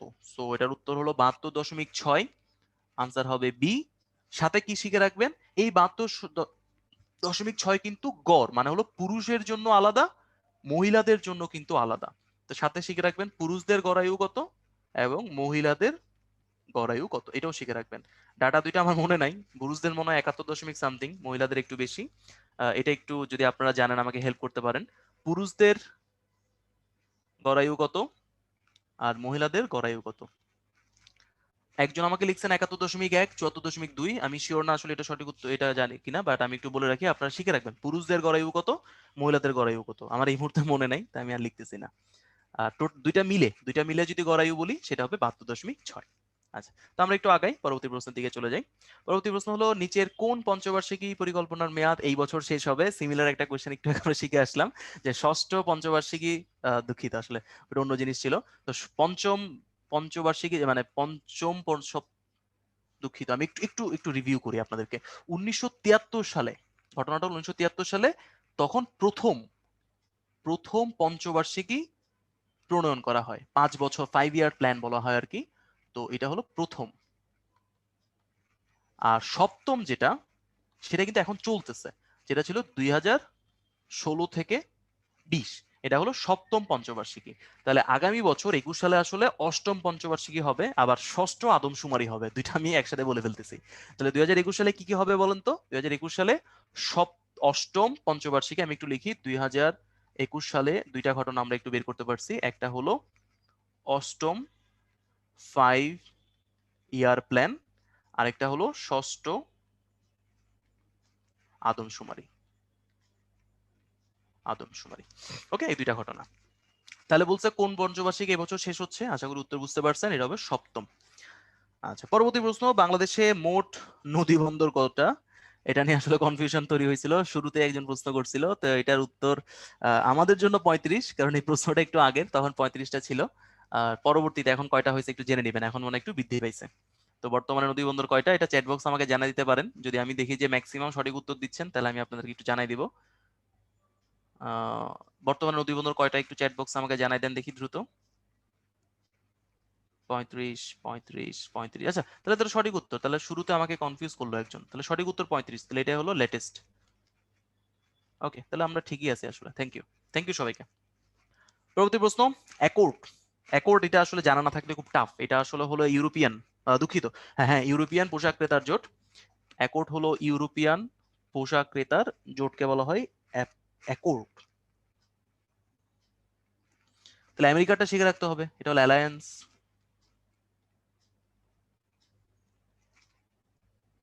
ওকে, এটাও শিখে রাখবেন। অ্যাকর্ড হলো ইউরোপের জন্য, আর আমেরিকার জন্য হলো অ্যালায়েন্স। 44 নম্বর প্রশ্ন, বাংলাদেশের কেন্দ্রীয় ব্যাংক। কেন্দ্রীয় ব্যাংক মানে হলো বাংলাদেশ ব্যাংক। বাংলাদেশ ব্যাংক কত সালে প্রতিষ্ঠা লাভ করে? এটা আমি একটু বলে দেই। বাংলাদেশের কেন্দ্রীয় ব্যাংক বা বাংলাদেশ ব্যাংক আসলে যেদিন বাংলাদেশের জন্ম হয় সেদিনই প্রতিষ্ঠা লাভ করে। তাহলে আমি এটা আপনাদেরকে মনে রাখার জন্য বলি, জন্ম লগ্নে, এটা আমরা এইভাবে শিখে রেখেছিলাম, যে দেশের জন্ম লগ্নে আসলে দেশের ব্যাংক প্রতিষ্ঠা হয়। তো 1971 সালে 16ই ডিসেম্বর আসলে বাংলাদেশের জন্ম হয়। দুঃখিত, জন্ম যদিও 26 তারিখ হয়, 16ই ডিসেম্বর আসলে বিজয় হয়। তো বিজয়ের সাথে সাথে দেশের কেন্দ্রীয় ব্যাংকেরও প্রতিষ্ঠা লাভ করে। তো এটা উত্তর হবে 1971 সাল। আর তারিখ যদি আমি বলে দিই, তাহলে এটা হবে 16ই ডিসেম্বর। ডিসেম্বর, একই সাথে এটাও শিখে রাখবেন, ঠিক আছে? আপনার জন্য একটা প্রশ্ন করি। প্রশ্নটা হলো, বাংলাদেশ ব্যাংক আসলে প্রত্যেকটা জেলায় তো আসলে নাই, এটার শাখা হলো 10টা। 10টার মধ্যে যতগুলো আমাদের বিভাগ আছে সবগুলো, ঢাকাতে একটা, ঢাকাতে এক্সট্রা একটা, আর হলো বগুড়াতে একটা, এই হলো 10টা শাখা। আচ্ছা, আর সাথে যদি আমি যোগ করি, তো যেখানে যেখানে বাংলাদেশ ব্যাংক নাই, তাহলে সেখানে বাংলাদেশ ব্যাংকের হয়ে কেউ না কেউ তো দায়িত্ব পালন করে। সো যেসব জেলায় বাংলাদেশ ব্যাংক নাই, সেই সব জেলায় সোনালী ব্যাংক আসলে বাংলাদেশের হয়ে দায়িত্ব পালন করে, বাংলাদেশ ব্যাংকের হয়ে দায়িত্ব পালন করে। তো আমি যদি প্রশ্ন করি, সোনালী ব্যাংক কত সালে প্রতিষ্ঠিত হয়, কেউ কি আমাকে চ্যাট বক্সে জানাতে পারবেন যে সোনালী ব্যাংক কত সালে প্রতিষ্ঠা লাভ করে বা কত সালে যাত্রা শুরু করে? একটু বলেন তো আমাকে, সোনালী ব্যাংক কত সালে যাত্রা শুরু করে? সঠিক উত্তর হবে আসলে 1972 সাল। কয়েকজন ভুল লিখছেন, কয়েকজন সঠিক লিখছেন। তো আমি একটু সাথে এটাও লিখে দিই, সোনালী ব্যাংক, সোনালী ব্যাংকের জন্য এটা হবে 1972। আসলে সোনালী ব্যাংক না বলে আমি আরেকটু বলতে পারি, এটা আসলে তখন একটা শুরু হয় না, রূপালী ব্যাংকও ছিল সাথে, আর সাথে ছিল শিল্প ব্যাংক। শিল্প ব্যাংক তো এখন নাই, রূপালী ব্যাংকে লিখি। আচ্ছা, বাংলাদেশের 6টা ব্যাংক আছে যেটা হলো রাষ্ট্রায়ত্ত। 6টা ব্যাংকের নাম কি কেউ বলতে পারবেন আমাকে? বাংলাদেশের 6টা ব্যাংক রাষ্ট্রায়ত্ত ব্যাংক, এই 6টা ব্যাংকের নাম আমি আপনাদের একটু মনে রাখার সিস্টেম বলে দিই। সেটা হলো, আমি যেভাবে শিখছিলাম সেটা সোনালী জনতা অগ্রণী হলো, আমি যেভাবে শিখছিলাম, সোনালী জনতা অগ্রণী হলো রূপার বেসিক ডেভেলপমেন্টের জন্য।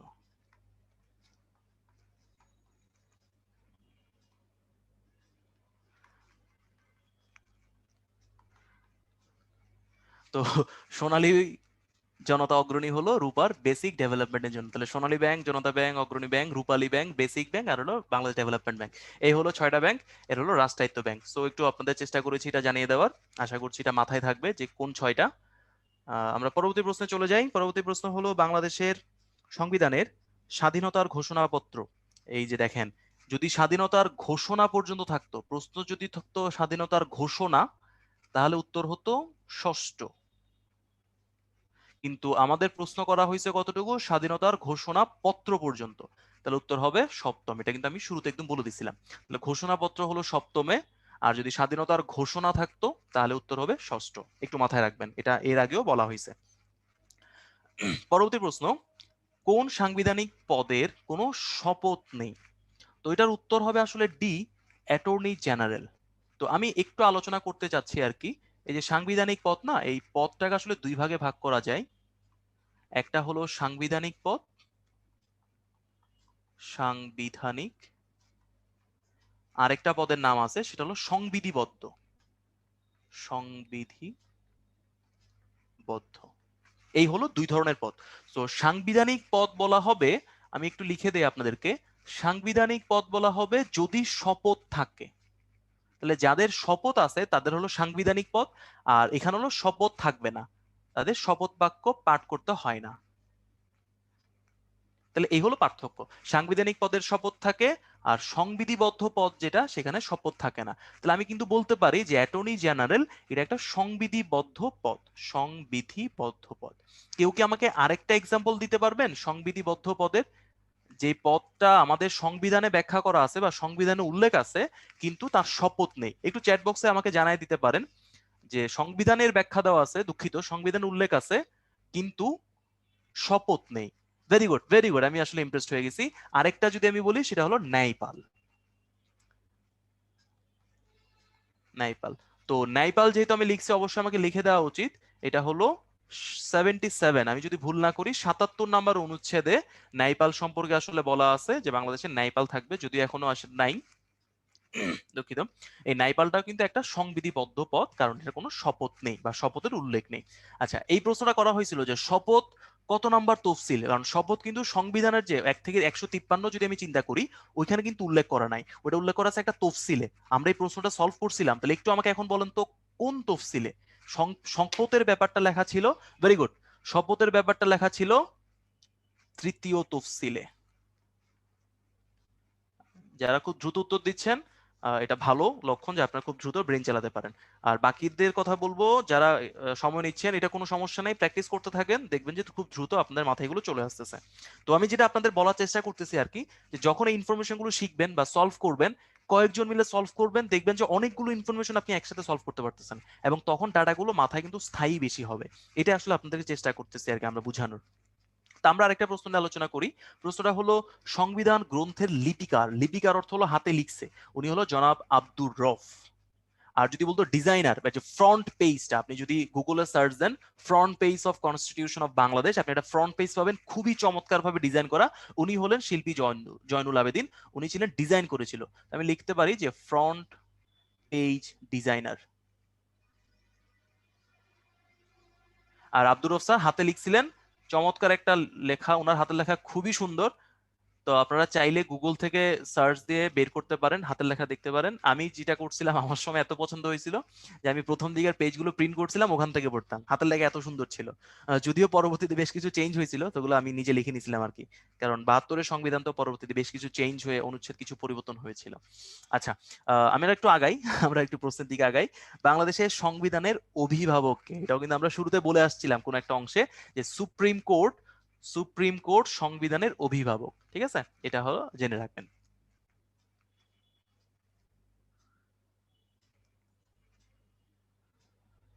আচ্ছা, আমি একটু আগে যাই, একটু আপনাদের সাথে কিছু কথা বলে রাখতে চাই আর কি।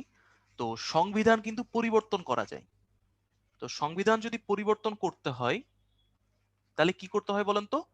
সংসদ সদস্যের ভোট লাগে, 2/3 সংসদ সদস্যের সম্মতি লাগে, সংসদ সদস্যের সম্মতি, তাই তো? আচ্ছা, তো এই 2/3 যদি সংসদ সদস্য সম্মতি দেয়, তাহলে কিন্তু সংবিধানকে পরিবর্তন করা যায়। আপনাদের একটা বাড়ি কাজ থাকবে যে এই যে সংবিধান পরিবর্তন করতে যাচ্ছে এটা কোথায়, মানে সংবিধানের কত নম্বর অনুচ্ছেদে বলা আছে, এটা বাসায় বের করবেন। আর আরেকটা আমি যে প্রশ্নটা করতে যাচ্ছি, আইনও কিন্তু পরিবর্তন করা যায় বা আইন কিন্তু বাতিল করা যায়। তা আইন পরিবর্তন বা বাতিল এই ক্ষেত্রে কিন্তু 2/3 লাগে না। এই ক্ষেত্রে রুলসটা হলো 50% +1, মানে 50%-এর চেয়ে একটু বেশি হতে হবে। 50%-এর চেয়ে একটু বেশি যদি হয় তখন কিন্তু আইন পরিবর্তন করা যায়। আচ্ছা, সাথে একটু বলে রাখি, বাংলাদেশের কোন আইনগুলো পরিবর্তন হবে বা কোন আইনটা বাতিল হবে সেটা ডিপেন্ড করতেছে সংবিধানের ব্যাখ্যার উপর। অর্থাৎ বাংলাদেশে যদি এমন কোনো আইন প্রণয়ন করা হয় যেটা সংবিধানের সাথে সাংঘর্ষিক, তাহলে অবশ্যই অবশ্যই কি করতে হবে, সেই আইনটাকে বাতিল করতে হবে। এবং এই ব্যাখ্যাটাও কিন্তু সংবিধানেই বলে দিচ্ছে। ঠিক আছে, তো আমি রিকোয়েস্ট করবো সংবিধানটা খুব ভালো মতো পড়বেন। অরিজিনাল সংবিধানটা পড়লে তো খুবই ভালো, সাধু ভাষায় লেখা। যদি সমস্যা হয় আপনারা চেষ্টা করতে পারেন, আরিফ খানের একটা সংবিধান আছে, খুব সুন্দরভাবে চলিত ভাষায় লিখছে, সুন্দর ব্যাখ্যা আছে, এই বইটা ফলো করতে পারেন। ঠিক আছে, তো আমরা পরবর্তীতে চলে যাই। পরবর্তী প্রশ্নটা হলো, রাষ্ট্র পরিচালনার মূলনীতি পরিবর্তন করা হয় কোন সংশোধনীতে? রাষ্ট্র পরিচালনার মূলনীতি পরিবর্তন করা হয় কোন সংশোধনী? তো এটাকে আমি একটু বলি, উত্তর পঞ্চম, এটাকে বলা হয় ফার্স্ট ডিস্টরশন অফ কনস্টিটিউশন। তো ফার্স্ট ডিস্টোরশন অফ কনস্টিটিউশন এটা হলো পঞ্চম সংশোধনীতে করা হয়। এবং কেন করা হয় একটু বলি, বাংলাদেশের যে সংবিধান প্রণয়ন করা হয়েছিল তখন বলা ছিল গণতান্ত্রিক সরকার ব্যবস্থা আমাদের দেশে থাকবে। আমি বলি আহ, এটা হলো গণতান্ত্রিক সরকার ব্যবস্থা, গণতান্ত্রিক সরকার। ওকে, আর গণতন্ত্রটা কিরকম হবে, এটা হলো সংসদীয় গণতন্ত্র, এই জিনিসটা মাথায় রাখবেন। আর পঞ্চম সংশোধনীতে কি হয়, পঞ্চম সংশোধনীতে বলা হয় রাষ্ট্রপতি শাসিত সরকার ব্যবস্থা। তো যেহেতু সরকার ব্যবস্থাতে পরিবর্তন হয়ে গেছে, গণতন্ত্রের সংজ্ঞায় পরিবর্তন করা হয়েছে, এই জন্য আসলে উত্তর হবে পঞ্চম। এই বইটাকে বলা হয় ফার্স্ট ডিস্টরশন অফ কনস্টিটিউশন। আচ্ছা, পরবর্তী প্রশ্ন হলো ভয়েস অফ গড। এটা সহজ প্রশ্ন ছিল আপনাদের জন্য, এটা উত্তর হবে জনমত। মানুষজন যে কথা বলে, মানুষজন সবকিছু পরিবর্তন করতে পারে, তাই মানুষকে বলা হয়, মানুষের মতামতকে বলা হয় ভয়েস অফ গড। পরবর্তী প্রশ্ন, জাতীয় সংসদে নিরপেক্ষতার প্রতীক কে? আচ্ছা, আমি একটু বলে রাখি, প্রধানমন্ত্রী, স্পিকার, মন্ত্রী, এরা সবাই কিন্তু নিরপেক্ষ, এরা সবাই নিরপেক্ষ কখন, যদি এরা সংসদের বাইরে থাকে। আমি একটু বলি, প্রধানমন্ত্রী, স্পিকার, মন্ত্রীবর্গ এটা আসলে দেশের হয়, দেশের প্রধানমন্ত্রী, দেশের সংসদের স্পিকার, দেশের মন্ত্রী। তো এরা কিন্তু দেশের, এখন দেশের মধ্যে বিভিন্ন রাজনৈতিক দল থাকতে পারে, তাহলে সকল রাজনৈতিক দলের প্রধানমন্ত্রী কিন্তু একজন, তাই তো, সকল রাজনৈতিক দলের স্বরাষ্ট্রমন্ত্রী কিন্তু একজন, তাহলে এরা সবাই কিন্তু নিরপেক্ষ। কিন্তু প্রশ্নটা কি করা হয়েছে দেখেন তো, প্রশ্নটা বলা হয়েছে জাতীয় সংসদে। তো জাতীয় সংসদে কিন্তু দুটা পক্ষ থাকে, একটা হলো সরকারি পক্ষ, একটা হলো বিরোধী পক্ষ। তো জাতীয় সংসদে এরা নিরপেক্ষ থাকে না, তখন উত্তর হয়ে যাবে স্পিকার, কারণ স্পিকার এমন একজনকে নির্বাচন করা হয় যে দুই পক্ষের কথাই শুনবে এবং রায় দিবে নিরপেক্ষভাবে। সো জাতীয় সংসদের জন্য উত্তর স্পিকার, কিন্তু এমনিতে যদি বলতো যে নিরপেক্ষকে, এরা সবাই কিন্তু নিরপেক্ষ, এটা একটু মাথায় রাখবেন। ওকে, 52, বেসরকারি বিল। সো বেসরকারি বিল যদি থাকে, মানে বেসরকারি বিল নিয়ে যেহেতু প্রশ্ন করা হয়েছে, তাহলে অবশ্যই কি বলতে পারি, সরকারি বিল নিয়েও তো থাকতে পারে। তো সরকারি বিল এটাও আমরা বলবো। তো সরকারি বিল হলো যদি মন্ত্রী পরিষদের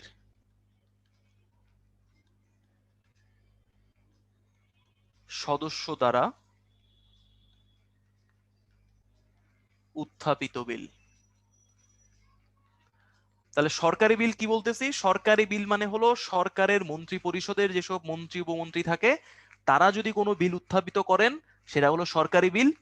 আর ওই সংসদের সংসদ সদস্য, আবার বলি, সংসদ সদস্য যদি কোনো বিল উত্থাপিত করে, তাদেরকে বলা কি হবে, বেসরকারি বিল। তাহলে এটা সঠিক উত্তর হলো সি, মন্ত্রী পরিষদের সদস্যদের ব্যতীত অন্য সদস্যদের, তাহলে মন্ত্রী পরিষদের ছাড়া বাকি যারা আছে সংসদ সদস্য, তাদের উত্থাপিত বিল হবে বেসরকারি বিল। ঠিক আছে, আচ্ছা, স্পিকার আসলে বিল উত্থাপন করে না, বাট স্পিকারের একটা বিশেষ পাওয়ার আছে, আমি একটু বলি।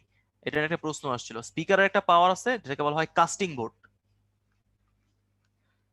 Casting vote, so casting vote উনি আসলে নর্মালি দেয় না, নর্মালি স্পিকার, নর্মালি যা মাননীয় স্পিকার আসলে কোনো ভোটে অংশগ্রহণ করেন না যখন সরকারি দল এবং বেসরকারি দল বা বিরোধী দল কোনো ভোটাভুটি করে, কোনো বিলের জন্য ভোটাভুটি করে, যদি কখনো এরকম হয় যে 50-50 হয়ে গেছে, মানে সরকারি দল হলো 50%, বেসরকারি দল হলো 50%, সেই ক্ষেত্রে স্পিকারের একটা বিশেষ ক্ষমতা আছে, সেটা হলো কাস্টিং ভোট।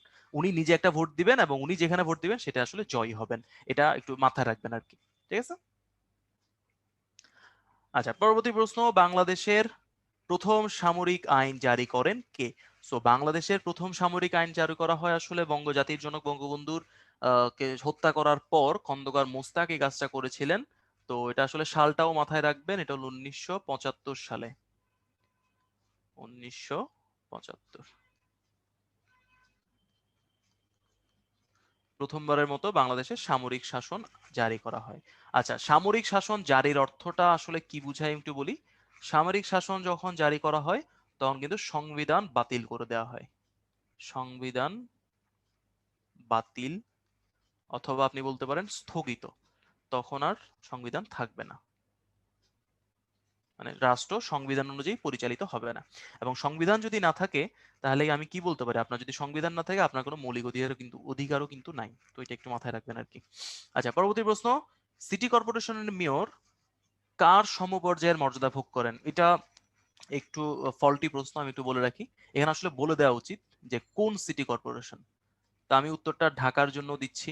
ঢাকার সাথে কি বলতে পারি, চট্টগ্রামের কথাও বলতে পারি। চট্টগ্রাম। তো ঢাকা চট্টগ্রামের মেয়র যদি বলা হয় তখন কিন্তু উত্তর হবে মন্ত্রী।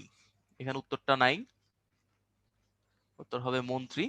তো ঢাকা এবং চট্টগ্রামের মেয়র আসলে মন্ত্রীর সমপর্যাদার বা সমপর্যায়ের মর্যাদা ভোগ করেন। তো উত্তর হবে কোনোটি নয়।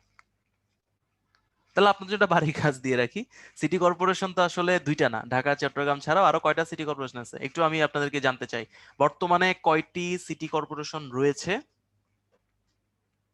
বর্তমানে কয়টি সিটি কর্পোরেশন রয়েছে? আচ্ছা, 12টি। আর নতুন একটা ঘোষণা করা হয়েছে, নতুন একটা ঘোষণা করা হয়েছে, সেটা কোনটা একটু আমাকে চ্যাট বক্সে বলেন তো।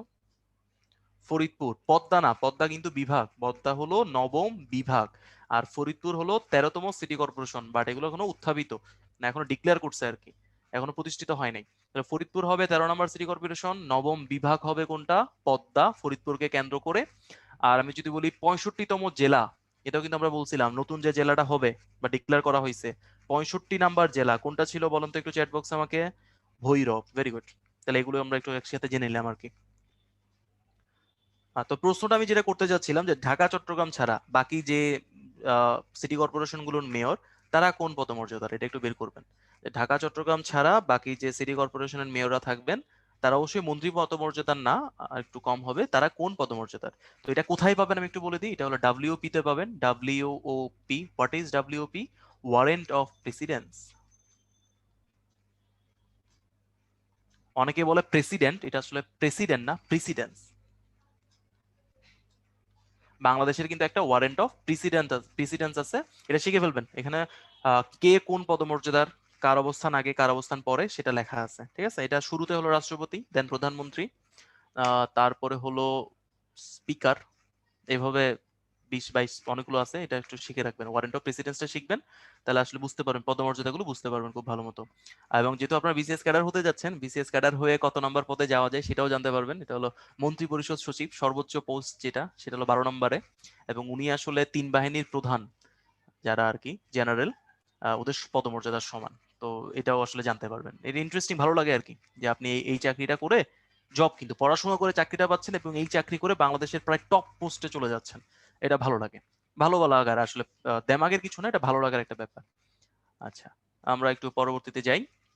পরবর্তী প্রশ্ন হলো, নির্বাহী বিভাগ কার অধীনে চলে? নির্বাহী বিভাগের একটা নাম আছে, সেটা হলো শাসন বিভাগ। তো শাসন বিভাগ বা নির্বাহী বিভাগ আসলে প্রধানমন্ত্রী চালনা করেন, উত্তর হবে প্রধানমন্ত্রী। যদি প্রশ্ন করা হয় প্রধান বিচারপতি তাহলে কি করেন, উনি আসলে বিচার বিভাগের প্রধান, তাহলে বিচার বিভাগকে উনি পরিচালনা করেন। স্পিকার কি করেন? আইন। এগুলো মাথায় রাখবেন, ঠিক আছে? আচ্ছা, 56 নম্বর প্রশ্ন আমরা একটু সলভ করার চেষ্টা করি। বাংলাদেশের জাতীয় সংসদের 2 অধিবেশনের মধ্যে সর্বোচ্চ কত দিনের বিরতি থাকে? এটা সহজ উত্তর, এটা হলো 60 ডেজ। 60 দিনের মধ্যে আসলে অধিবেশন করতে হয়, 60 দিনে বেশি করতে পারে না। আচ্ছা, সাথে একটু বলে রাখি, একটা শব্দ আছে কোরাম। তো কোরাম শব্দটার সাথে মাথায় রাখবেন 60 জন। তো সংসদে যদি 60 জন সদস্যের কম থাকে,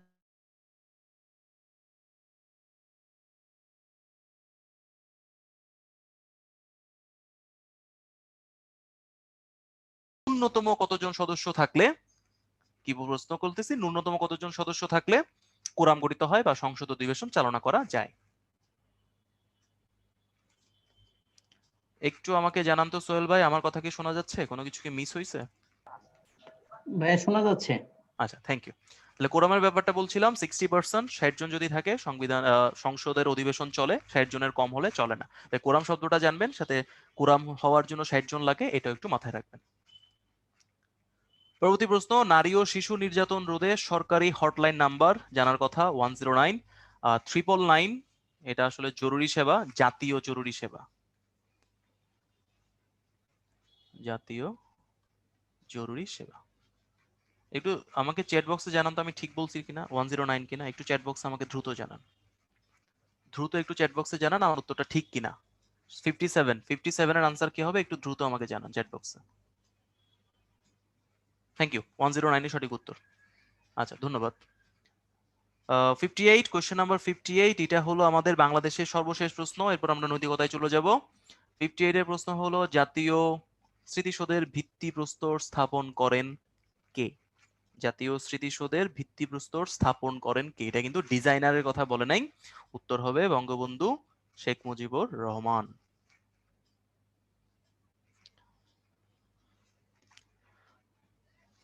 তো পরবর্তী টপিক হলো আমাদের নৈতিকতা। নৈতিকতা যাওয়ার আগে আমরা আপনাদেরকে 1 মিনিটের ব্রেক দিব, আসলে ব্রেক না, আপনাদের বেশ কিছু প্রশ্ন থাকে, আমরা চেষ্টা করবো আপনাদের কিছু প্রশ্নের উত্তর দেওয়ার জন্য, এবং এর মধ্যে আমাদের সাথে যুক্ত হবে তৌফিক। আপনাদের যদি কারো কোনো প্রশ্ন থাকে আপনারা হ্যান্ড রাইজ করতে পারেন, আমরা চেষ্টা করবো আপনাদের প্রশ্নের উত্তর দেওয়ার জন্য। আমরা হ্যাঁ, খুব অলরেডি কম কয়েকজন হ্যান্ড রেজ করছেন।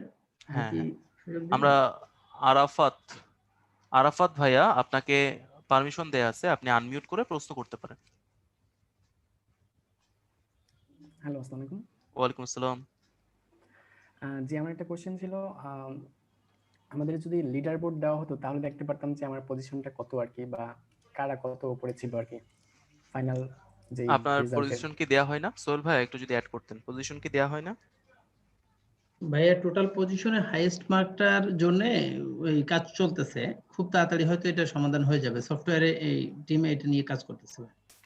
থ্যাংক জি, ইউ। আরেকটা প্রশ্ন আছে আমার ভাইয়া। জি বলেন ভাইয়া। আহ, বাংলাদেশ বিশ্ববিদ্যালয় বা যে কোনো নর্মাল বাংলায়, ঠিক আছে, এগুলো যদি হুম মডেল টেস্ট দিই তাহলে দেখা যায় যে মানে প্রতি মডেল টেস্টই নতুন নতুন কোশ্চেন বের হচ্ছে। হুম হুম। তো আমি কি রিভিশন দিতে থাকবো নাকি মডেল টেস্টে নতুন নতুন কোশ্চেন সলভ করে থাকবো, এটা একটু জানার আমি ছিল। আপনাকে একটু কাউন্টার প্রশ্ন করি, আপনি কয়টা মডেল টেস্ট দিচ্ছেন ভাইয়া? আমি তো অলরেডি 20 থেকে 25টা দিয়েছি তাহলে নতুন বাংলাদেশে। পাবেন। আপনি এক কাজ করেন, আমার মনে পড়তেছে আমি দিয়েছিলাম 126টা না 27টা, আপনি 30-40টা মডেল টেস্ট পাবেন যেখানে নতুন প্রশ্ন, তারপরে দেখবেন রিপিট হওয়া শুরু করছে। আর আপনি তো একটা বই থেকে দিচ্ছেন, আমি যদি ভুল না বলি, আপনি একটা বই না, থেকে উদ্বাস দিচ্ছেন। থেকে দিচ্ছি, পরীক্ষা দিচ্ছি, হ্যাঁ হ্যাঁ, দিচ্ছি। একটা বই থেকে দিলে তো কমন পড়বে না। আমি এই ক্ষেত্রে বলি, যারা এই ধরনের প্রশ্ন করেন আর কি, একটা বই থেকে না, কয়েকটা বই থেকে দিবেন। না, একটা বই আপনি পুরোটা কমপ্লিট করার পরে যখন নতুন বই অন্য প্রকাশনীর বই ধরবেন, তখন দেখবেন প্রশ্ন রিপিট হওয়া শুরু করছে। ঠিক আছে, তো একটা মিনিমাম 50-60টা প্রশ্ন পরীক্ষা দেওয়ার পর দেখবেন যে আর কোনো নতুন প্রশ্ন নাই। থ্যাংক ইউ ভাইয়াকে, একটা সুন্দর টপিক আসলে তুলে ধরছেন। আহ, ফাতেমা, ফাতেমা আপু, আপনি চাইলে আনমিউট করে প্রশ্ন করতে পারেন।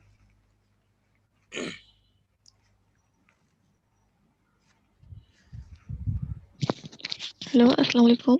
ওয়ালাইকুম আসসালাম।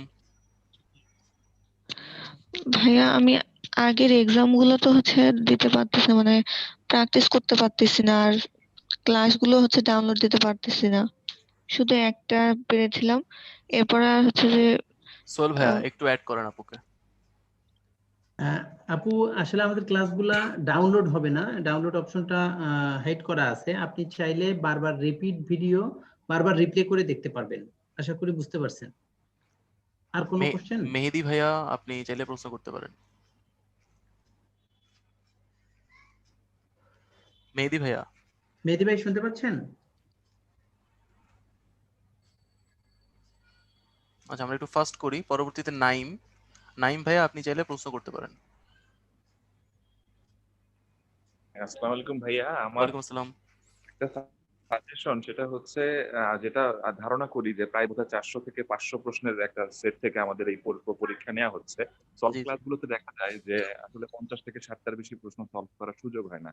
হুম হুম। আর প্র্যাকটিস এক্সাম থেকে পরীক্ষা দিতে গেলেও দেখা যায় একই প্রশ্ন বারবার অনেক ক্ষেত্রে চলে আসে। তো তারপরেও মনে হয় যে সকল প্রশ্ন আমরা পাই না। আমার মনে হয় যে প্রত্যেকটি পরীক্ষায় যতগুলো সেটের নিয়ে একটা মাস্টার সেট করা হয়, হুম। সেটার একটা হ্যাঁ পিডিএফ করে আমাদের দিলে সময় বেঁচে যেত এবং আমরা খুব বুঝতে সহজেই পারছি। না এটা সবগুলো নিয়ে সলভ আমরা অলরেডি করতে কাজ পারতাম। করতেছি, এটা সফটওয়্যারে আসলে কিভাবে অ্যাড করা যায় সেটা নিয়ে কাজ হচ্ছে।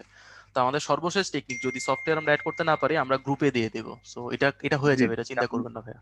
Thank you. সময় নষ্ট হচ্ছে। দেখা যাচ্ছে যে ২-৩ বার দেওয়ার পরে প্রশ্ন খুব রিপিট হচ্ছে, কিন্তু আবার বাদও থেকে যাচ্ছে।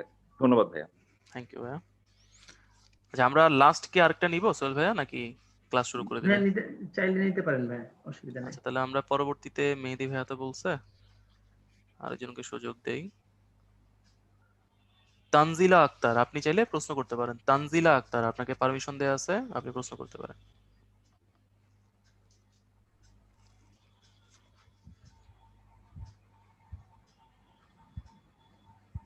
আপু কি শুনতে পাচ্ছেন?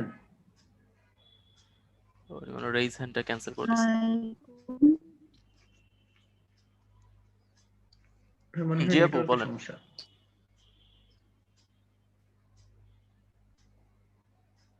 আচ্ছা আমরা ক্লাসের পরে তো প্রশ্ন নিব আবার। ঠিক আছে, থ্যাংক ইউ সবাইকে, আবারও আপনাদের সুযোগ দেওয়া হবে প্রশ্ন করার জন্য। সাথে থাকার জন্য ধন্যবাদ। আমরা পরবর্তী অংশ চলে যাই। ধন্যবাদ সৌরভ, আমার কথা শোনা যাচ্ছে আশা করি? হ্যাঁ শোনা যাচ্ছে, স্লাইডও সুন্দর দেখা যাচ্ছে। হ্যাঁ, ওকে ফাইন। আচ্ছা আমরা নৈতিকতা মূল্যবোধ সুশাসনের কিছু বাছাই করা কিছু গুরুত্বপূর্ণ কোশ্চেন নিয়ে এখন বাকি ক্লাসের বাকি অংশটুকু আমরা কন্টিনিউ করব। মানে শুরু করি। হ্যাঁ, প্রথমে আমরা যে কোশ্চেনটা দেখছি এটা কি বলা আছে, একজন যোগ্য প্রশাসক ও ব্যবস্থাপকের অত্যাবশ্যকীয় মৌলিক গুণাবলীর মধ্যে শ্রেষ্ঠ গুণ কোনটা? এখন মৌলিক গুণাবলীর মধ্যে শ্রেষ্ঠ গুণ বেশ কয়েকটা আছে, এটা আমরা স্টেপ বাই স্টেপ আমরা লিখে দিই। প্রথমে একটি হচ্ছে নৈতিকতা। দুঃখিত, আমি একটু কালারটা চেঞ্জ করে নিচ্ছি। একটি হচ্ছে, দুঃখিত,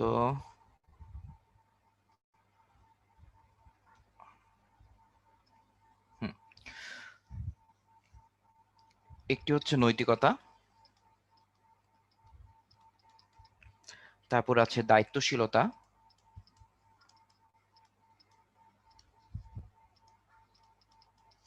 তারপর রয়েছে দক্ষতা, আর একটি হচ্ছে সরলতা।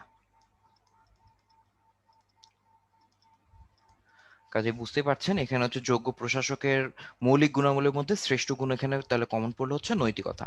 এছাড়া বাকি যে কোনো কিছুই যদি অপশনে আসে তাদের যে কোনোটাই আসলে উত্তর হবে। এরপর আমরা পরবর্তী কোশ্চেনে চলে যাই। এটা বেশ জনপ্রিয় কোশ্চেন। এটা আমরা যখন নৈতিকতা ক্লাস করেছিলাম আমরা বলেছিলাম যে কিছু কমন কোশ্চেন আসে যে কত সালে এই প্রতিষ্ঠানটা আপনার সংজ্ঞা প্রদান করেছে, কত সালে বৈশিষ্ট্য সংখ্যাগুলো প্রকাশ করেছে, কত সালে কয়টা বৈশিষ্ট্য দিয়েছে বিভিন্ন প্রতিষ্ঠান। এগুলো বেশ গুরুত্বপূর্ণ, কারণ এগুলো আসলে আসলে পারা সম্ভব। এবং আপনাদের যে স্লাইড দেওয়া ছিল সুন্দর মতো অনেকগুলো চার্ট দেওয়া ছিল, ওই চার্টগুলো সবাই যদি আত্মস্থ করতে পারেন, যদি কপাল ভালো থাকে 10টার মধ্যে 2 বা 3টা কোশ্চেন আপনাদের কমন পড়ে যেতে পারে। কাজে এইগুলো বেশ গুরুত্ব দিয়ে আপনারা পড়বেন। এটা আমরা যতগুলা ক্লাস হচ্ছে, আমরা দুজন যে ক্লাস নিয়েছি দুজনে আমরা এটা বারবার জোর দিয়ে বলেছি। যাই হোক, ইউএনডিপি সুশাসন নিশ্চিতকরণে কয়টি উপাদানের কথা উল্লেখ করেছে? আমরা জানি, একটা চার্টে লিখেছিলাম, ওই চার্টটা আবার আমরা একটু রিকল করার চেষ্টা করি। ইউএনডিপি বলেছিল হচ্ছে 9টি উপাদান। তারপরে ইউএন এইচআরসি এই সংস্থাটি বলেছিল 5টি উপাদান। তারপর আইডিএ বলেছিল 4টি উপাদান সুশাসন নিশ্চিতকরণের জন্য। এরপর আছে এএফডিবি, তারা বলেছিল 5টি উপাদান, এবং ফাইনালি জাতিসংঘ দিয়েছিল হচ্ছে 8টি উপাদান। কাজে আমরা দেখতে পাচ্ছি ইউএনডিপির জন্য হচ্ছে 9টি উপাদান বলা আছে, এবং সঠিক উত্তর হচ্ছে 9টি। এবং এই সংক্রান্ত যতগুলো কোশ্চেন আছে আপনারা সবগুলোই মনে রাখার চেষ্টা করবেন এবং আত্মস্থ করে রাখার চেষ্টা করুন, কারণ সুশাসন এই যে ক্লাস লেকচারটা আমরা যখন দিচ্ছি এবং সলভ ক্লাসগুলো নিচ্ছি, বারবার যখন এই কথাগুলো শুনবেন এই কয়েকটা জিনিস আপনাদের মাথায় গেঁথে যাবে। মেনলি তো আপনারা নিজেরাই আসলে পড়লে মানে মনে থাকা উচিত, কিন্তু কথা হচ্ছে এই জিনিসগুলো এত কনফিউজিং বা এত ব্যাপক সংখ্যায় আছে, আপনার যতবার শুনবেন শুনতে শুনতে এই ঘটনার সাথে মিলিয়ে এই জিনিসগুলো আপনার মুখস্থ হয়ে যাবে বা আত্মস্থ হয়ে যাবে, যা পরবর্তীতে আপনাদের কাজে লাগবে। এবার আমরা পরের কোশ্চেনে চলে যাই। পরের কোশ্চেনে দেওয়া আছে কি, বড়দের সম্মান করা, দানশীলতা, শ্রমের মর্যাদা, এগুলো কি ধরনের মূল্যবোধ? এই বিষয়গুলো আসলে আমরা সমাজ থেকেই শিখে থাকি। এটা আসলে আপনার নরমাল একটা কমন সেন্স ইউজ করলে আসলে বুঝতে পারবেন। ধর্মীয় হওয়ার থেকে সামাজিক মূল্যবোধটা আরো বেশি, এটা আসলে বোঝা যাচ্ছে আরো বেশি অ্যাপ্রোপ্রিয়েট বলা যেতে পারে। কাজে এটার সঠিক উত্তর হচ্ছে সামাজিক মূল্যবোধ। কারণ বড়দের সম্মান করা, তারপর হচ্ছে যে শিষ্টাচারের শিক্ষা, হ্যাঁ শিষ্টাচারের শিক্ষা, তারপর হচ্ছে সহনশীলতা, এই বিষয়গুলো আসলে আপনার সমাজ থেকেই শিখেন। এছাড়া যেটা বললাম শ্রমের মর্যাদা দেয়া আছে, আরো বলা যায় সৌজন্যবোধ, হ্যাঁ সৌজন্যবোধ। তারপর আমরা বলতে পারি অন্যের প্রতি সহমর্মিতা, এই বিষয়গুলো আমরা সমাজে মূল্যবোধ থেকেই আসলে অর্জন করতে পারি। এবার পরবর্তী কোশ্চেনটা, প্রতিটি শিশু তার পরিবারে সর্বপ্রথম কোন মূল্যবোধের শিক্ষা পায়? একজন শিশু আসলে সমাজ প্রথম তার নীতিবোধটাই আসলে গড়ে ওঠে পরিবার থেকে, যে সত্যকে সত্য বলা। আমরা তো পরিবার থেকেই শিখে থাকি যে সত্যকে সত্য বলে স্বীকার করা, মিথ্যাকে মিথ্যা বলে মিথ্যাকে মিথ্যা বলা, তারপর অন্যায়কে অন্যায় বলা। আর এগুলো মানুষজন পরিবার থেকেই শিখে থাকে এই শিক্ষাগুলো। হ্যাঁ, সো খুবই ঠান্ডা মাথায় চিন্তা করলে পারিবারিক এই এই নৈতিক শিক্ষাগুলো পরিবার থেকেই মানুষ শিখতে পারে, যে এটা হচ্ছে নৈতিক মূল্যবোধের একটি অংশ। এবং সেই সাথে আমরা বাকি যে মূল্যবোধ গুলো ওগুলো নিয়েও হালকা হালকা যদি আমরা একটু পড়ে নেই, তাহলে আপনারা আসলে জিনিসগুলো বুঝতে পারবেন। আমাদের যে ক্লাস লেকচার গুলো দেওয়া ছিল সেখানে আসলে বেশ সুন্দরভাবেই এই জিনিসগুলো বলা আছে, যে ধর্মীয় মূল্যবোধ আসলে অন্য কোনো ধর্মকে শ্রেষ্ঠ না ভাবা, এই বিষয়গুলো আসলে ধর্মীয় মূল্যবোধের মধ্যে পড়ে। সেই সাথে আমি যদি গণতান্ত্রিক মূল্যবোধের কথা বলি, নাগরিক সচেতনতা, আইনের শাসন, তারপর আইন মেনে চলা, সকল কিছু এই বিষয়গুলো আসলে আইনি গণতান্ত্রিক মূল্যবোধের মধ্যে পড়ে। এগুলো না আসলে বেশি বলার কিছু নেই, এগুলো আসলে যত আপনার প্র্যাকটিস করবেন নৈতিক সুশাসন সংক্রান্ত বিষয়গুলো, ততই আপনাদের আসলে আস্তে আস্তে এই জ্ঞানটা বৃদ্ধি পাবে, এবং তখন আসলে ইনটুইশন থেকে আপনারা সঠিক উত্তরটা অনেক ক্ষেত্রেই বাছাই করবেন। আবার একদম কনফিউশন নিয়ে আসলে অ্যান্সার করাও আবার ভুল, কারণ সেক্ষেত্রে ভুল হওয়ার পসিবিলিটি অনেক বেড়ে যায় নৈতিকতা, মূল্যবোধ, সুশাসন এইসব কোশ্চেনে। যাই হোক, পরবর্তী একটা কোশ্চেন আমরা চলে যাই, নাগরিকদের নৈতিক কর্তব্য কোনটি? নাগরিকদের নৈতিক কর্তব্য কোনটি আসলে আমরা বুঝতেই পারতেছি, সেটা আসলে আইন মেনে চলা। এটা হবে আসলে বলা যেতে পারে গণতান্ত্রিক মূল্যবোধের একটা ব্যাপার, বা রাজনৈতিক মূল্যবোধ যদি বলি। তারপর হচ্ছে আমরা যদি বলি সন্ততিকে শিক্ষিত করে তোলা, এটাও আসলে সামাজিক মূল্যবোধের একটি ব্যাপার। নাগরিকের নৈতিক কর্তব্য মানে তার নীতিবোধ থেকে সে আসলে যে কাজটা করতে চায় সেটা আসলে ধর্মীয় মূল্যবোধ, দুঃখিত, দরিদ্রকে সাহায্য করা, এটা হচ্ছে তার একটা নৈতিক কর্তব্যের অংশ আমরা বলতে পারি। কেননা হচ্ছে ব্যক্তি সমাজের নীতিবোধ থেকে যে কর্তব্য বোধগুলো মানুষের মধ্যে জন্মায়, যা তারা স্বতঃস্ফূর্ত ভাবে করতে চায়। দরিদ্রকে সাহায্য করে এটা আপনাকে আপনার উপরে চেপে দেওয়া কোনো বিষয় না, এটা আপনার নীতিবোধ থেকেই আপনি জিনিসটা করতে চান। কাজে এটা হচ্ছে আপনার স্বতঃস্ফূর্ত, হ্যাঁ স্বতঃস্ফূর্ত যে বিষয়টা, সেটাই হচ্ছে আসলে আপনার নৈতিক মূল্যবোধের সাথে রিলেটেড। ওকে, আমরা পরবর্তী যে কোশ্চেনটা, সুশীল সমাজ হচ্ছে কারা? সুশীল সমাজ হচ্ছে তারাই যারা কিনা রাজনীতি নিয়ে সচেতন, যারা কিনা দেশের ভালো মন্দ নিয়ে চিন্তা করে, সবকিছু নিয়ে চুপচাপ থেকে মানে কান বন্ধ করে রাখে না বা বালুতে মুখ গুজে রাখে না, তারাই হচ্ছে সুশীল সমাজ। এরা বলতে পারেন আপনার ব্যবসায় সম্প্রদায় হতে পারে কোনো কোনো ক্ষেত্রে সুশীল সমাজ, শিক্ষিত শ্রেণীরাও হতে পারে সুশীল সমাজ, কিন্তু সবচেয়ে বেশি ইম্পর্টেন্ট যেটা, এই যে টার্মটা রাজনীতি সচেতন, এবং তারা মোস্টলি তারা বিলং করে যে সমাজের মধ্যবর্তী শ্রেণীর কাছে, কারণ দেশের ভালো মন্দর উপরে তারা প্রত্যক্ষভাবে তাদের দৈনন্দিন জীবন প্রভাবিত হতে পারে। কাজেই এই যে মধ্যবিত্ত শ্রেণীরা এবং সেই সাথে রাজনৈতিক সচেতন, এরাই হচ্ছে মনে হলো এই যে সিভিল সোসাইটির একটি অংশ। তখন তারা কি করে, তারা সমাজের বিভিন্ন দৃষ্টিকোণ থেকে কি কি খুঁজে বেড়ার চেষ্টা করে, তারা সমস্যা চিহ্নিত করার চেষ্টা করে যে কোথায় কোথায় সমস্যাগুলো রয়েছে এবং তার প্রেক্ষিতে সেগুলোর সমাধান খুঁজে বের করার চেষ্টা করে। তারাই হচ্ছে সিভিল সোসাইটি বা বাংলা যেটা বলি আমরা সুশীল সমাজ, সমাধান খুঁজে বের করে। তারা হচ্ছে সুশীল সমাজ। সেই সাথে হচ্ছে এই আমরা কিছু সুশীল সমাজের কিছু অংশকে আমরা বলি, আমরা কি বলতে পারি, বিভিন্ন প্রেস, তারপর হচ্ছে রেডিও, টিভি মাধ্যম, যে মিডিয়া আমরা যেটাকে বলি, রেডিও, টিভি, মিডিয়া, সংবাদপত্র বিভিন্ন ক্ষেত্রে বলতে পারি মিডিয়া। তারপরে আমরা বলতে পারি বিভিন্ন আর্থিক, সামাজিক ও সাংস্কৃতিক প্রতিষ্ঠান, আর্থিক, সামাজিক,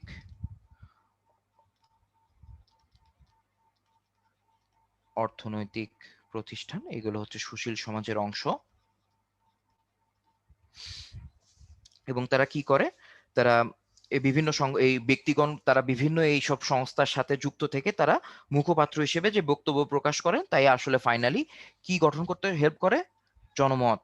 ফাইনালি এরাই আসলে যে জনমত গঠনে প্রত্যক্ষভাবে বা খুবই মানে ইম্পর্টেন্ট একটা রোল প্লে করে রাষ্ট্র পরিচালনায় বা দেশের সুশাসন প্রতিষ্ঠায় আমরা বলতে পারি। যাই হোক, আমরা পরবর্তী স্লাইডে চলে যাই। পরবর্তী স্লাইডে বলা আছে সুশাসনের ধারণাকে সমৃদ্ধ করেছে কোন সংস্থা। আমরা জানি সুশাসনের প্রথম যে ধারণা দেয় তারা সুশাসন সম্পর্কে প্রথম ধারণা দেয় কোন প্রতিষ্ঠান, এটা আশা করি আপনারা সবাই জানেন। সেটা হচ্ছে প্রথম ধারণা দেয় ভালো মতো ওয়ার্ল্ড ব্যাংক, বিশ্ব ব্যাংক। এবং সেটা কত সালে, 1989 সালে। এরা হচ্ছে প্রথম, হ্যাঁ, এটা হচ্ছে প্রথম সুশাসনের একটা ধারণা দেয়। এবং ফাইনালি কারা, ইউএনডিপি কি করে, একটা সুশাসনের একটা পূর্ণাঙ্গ একটা সমৃদ্ধ ধারণা প্রদান করে, সমৃদ্ধ একটা ধারণা প্রদান করে কারা, ইউএনডিপি।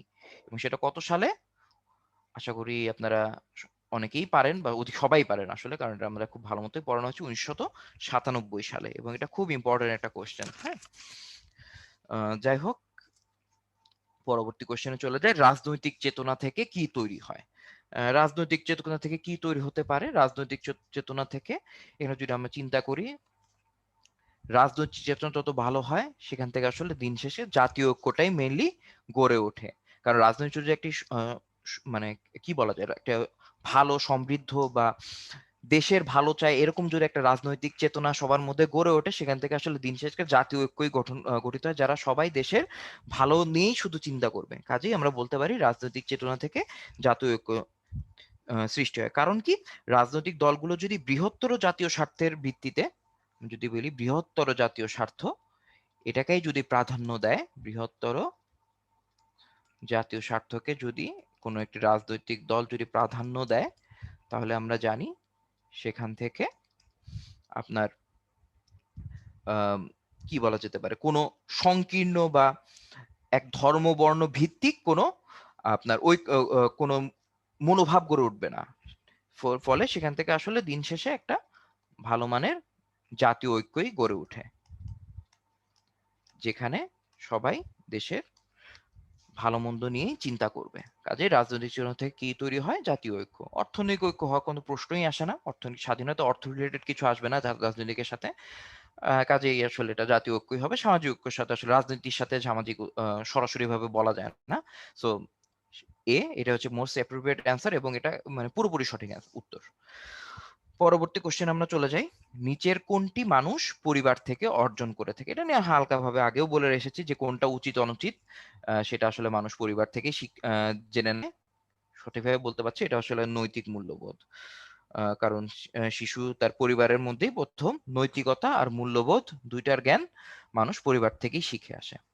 পরবর্তী কোশ্চেন, সুশাসনের পথে অন্তরায়, ঠান্ডা। এইসব প্রশ্ন উত্তর আপনার যদি ঠান্ডা মাথায় চিন্তা করেন, অধিকাংশ ক্ষেত্রে সঠিক উত্তরটা বের করতে পারবেন। কিন্তু যদি পরীক্ষার হলে যখন একটু রাফ এন্ড টাফ সিচুয়েশনে পড়ে যায়, তখন আসলে ব্রেন কখনো কখনো একটু কম কাজ করে, তখন আসলে এই কোশ্চেনগুলো অনেক কঠিন হয়ে যায়। তো অনুরোধ থাকবে যত ঠান্ডা মাথায় এইগুলোর উত্তর দেওয়া যায়। আর বেশি যখন কনফিউজিং কোশ্চেন চলে আসে, পরিস্থিতি বিবেচনায় আপনার ওগুলো আসলে অ্যান্সার করবেন বা করবেন না, এটা আসলে তখন পরিস্থিতি বিবেচনায় আপনারা চিন্তা করবেন। সুশাসনের পথ অন্তরায় কি? বোঝাই যাচ্ছে নিয়মের শিথিলতা, না এটা হবে না। ক্ষেত্র বিশেষে জনগণের দাবি না মানা, ক্ষেত্র বিশেষে জনগণ, এটাও আসলে না। আসলে সবচেয়ে ভালোভাবে বোঝাচ্ছে যে স্বজন প্রীতি, এটাই আসলে মূল আপনার সুশাসনের পথে অন্তরায়। কারণ হচ্ছে সুশাসনের বৈশিষ্ট্য কি আমরা জানি, আইনের শাসন। আইনের শাসন হচ্ছে সুশাসনের কিছু ইম্পর্টেন্ট বৈশিষ্ট্য যদি আমরা বলি, সেটা হচ্ছে 1 নম্বরে আইনের শাসন। তারপরে যদি আমরা বলি জবাবদিহিতা, খুব ইম্পর্টেন্ট একটি পার্ট আপনার জবাবদিহিতা। তারপর যদি বলি ন্যায়পরায়ণতা,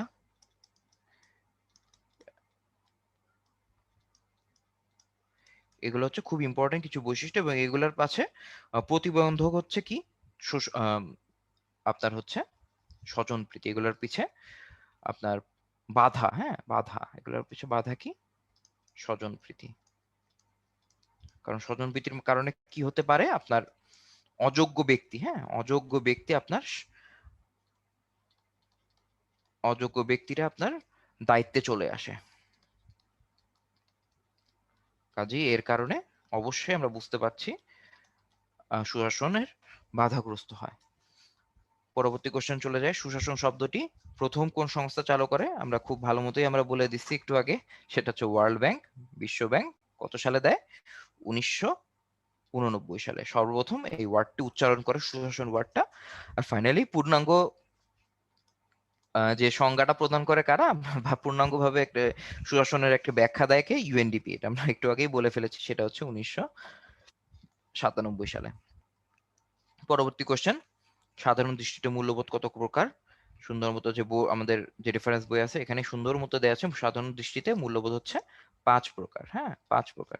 এবং এগুলো কারা কোন সাধারণ যে মূল্যবোধ কি কি মূল্যবোধ আছে, এটা আরেকবার একটু আমরা লিখে দিই, তাহলে হয়তো আপনাদের মাথায় ঢুকে যাবে বিষয়টা। কারণ এগুলো আসলে মুখস্থ করার থেকে মাথায় ঢুকিয়ে ফেললে আসলে বিষয়টা সহজ হয়ে যাবে। হ্যাঁ, প্রথম আমি বলতে পারি ব্যক্তিগত মূল্যবোধ, পরবর্তীতে বলতে পারি আমরা দলীয় মূল্যবোধ, এরপরে রয়েছে সামাজিক মূল্যবোধ,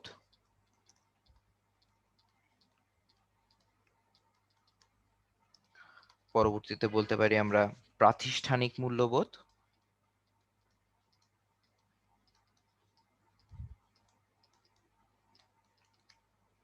এবং ফাইনালি 5 নাম্বার হচ্ছে পেশাগত মূল্যবোধ।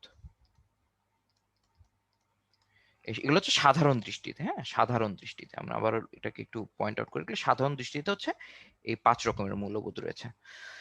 আশা করি এরকম যদি কোশ্চেন আসে আপনারা পারবেন পরবর্তীতে।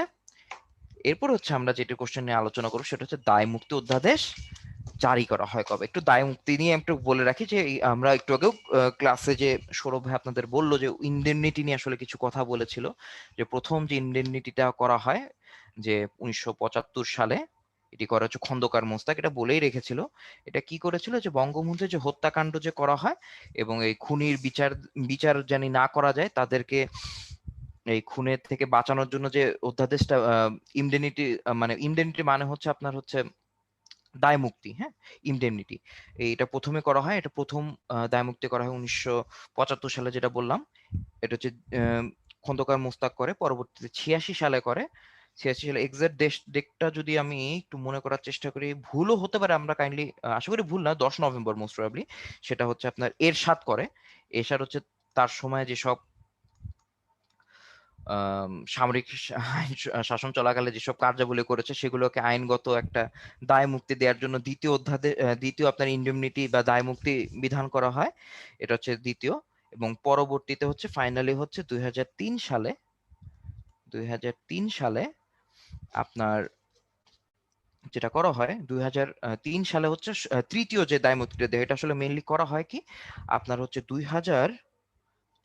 একটু ভেঙে বলার চেষ্টা করি। 2002 এর 16 অক্টোবর থেকে, এটা হচ্ছে অক্টোবর, হ্যাঁ 16 অক্টোবর থেকে আপনার 2003 সালের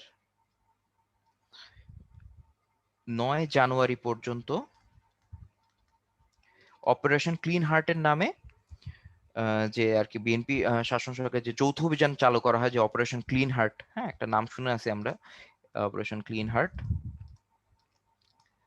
এই যে তাদের কার্যগুলো পরিচালনা করা হয় এগুলোকে ফাইনালি হচ্ছে থেকে দায় মুক্তি দেওয়ার জন্য তৃতীয় যে দায় মুক্ত অধ্যাদেশ জারি করা হয়। দায় মুক্ত অধ্যাদেশটা জারি হয় হচ্ছে 9 জানুয়ারি 2003। হ্যাঁ, এটা হচ্ছে অপারেশন ক্লিন হার্ট, এই যে কার্যগুলো গুলো পরিচালনা করা হয় তার দায় মুক্তি দেওয়ার জন্য বিএনপি আমলে, হ্যাঁ বিএনপি জামাত আমলে। এবং ফাইনালি হচ্ছে এটা সম্ভবত এটার আইন হয় হচ্ছে পরবর্তীতে, এটা আমি আসলে মোস্ট প্রবাবলি 23 বা 24 ফেব্রুয়ারির দিকে হয় এটা আইন। এটা আমি আসলে জানি না, যা কোশ্চেনে যেটা ছিল অধ্যাদেশ জারি হয় আসলে অর্ডিন্যান্স যেটা, সেটা হয় হচ্ছে 9 জানুয়ারি 2003 সালে। এবং ফাইনালি এই যে আইন করে যে খুনের বিচার মানে বন্ধ করে রাখা, এই সব সব সংক্রান্ত এই বিষয়গুলা 2010 সালে আপনার এই ইমডেনিটি অধ্যাদেশগুলা আপনার সব ইমডেনিটি গুলা বাতিল করা হয়। ঠিক আছে, 2010 সালে ফাইনালি। এগুলো নিয়ে আপনারা আরো ডিটেল সামনে পড়বেন, যে পঞ্চম যে ইমডেনিটি যে করা হয় বঙ্গবন্ধুর বিচার কার্য যেন করা সম্ভব, এই জন্য তো ইমডেনিটি অধ্যাদেশটা বাতিল করা হয়। এই সকল যে বিচার কার্য যে বাতিল করা হয়, এই ইমডেনিটি অধ্যাদেশগুলো যে বাতিল করা হয়, এগুলো আপনার ডিটেল আরো সামনে আপনারা পড়ার চেষ্টা করুন। রিটেনের সময় তো এগুলো আরো গভীর ভাবে পড়তে হবে, কারণ 5-10 মার্কের কোশ্চেনই আসে ইমডেনিটি অধ্যাদেশ নিয়ে, এগুলো কবে বাতিল করা হয়, কিভাবে কোন সংশোধনীর মাধ্যমে বাতিল করা, এগুলো ডিটেল আপনার রিটেনের সময় আরো পড়বেন। হ্যাঁ, যাই হোক, পরবর্তী আমরা কোশ্চেনে চলে যাই। কোনটি সুশাসন প্রতিষ্ঠার ক্ষেত্রে অন্তরায়? আমরা একটু চিন্তা করি অপশনগুলা। দুর্নীতি প্রতিরোধে সরকারের কঠোর অবস্থা, এটা তো সুশাসন প্রতিষ্ঠা করবে, কাজে এটা হওয়ার কোনো প্রশ্নই আসে না।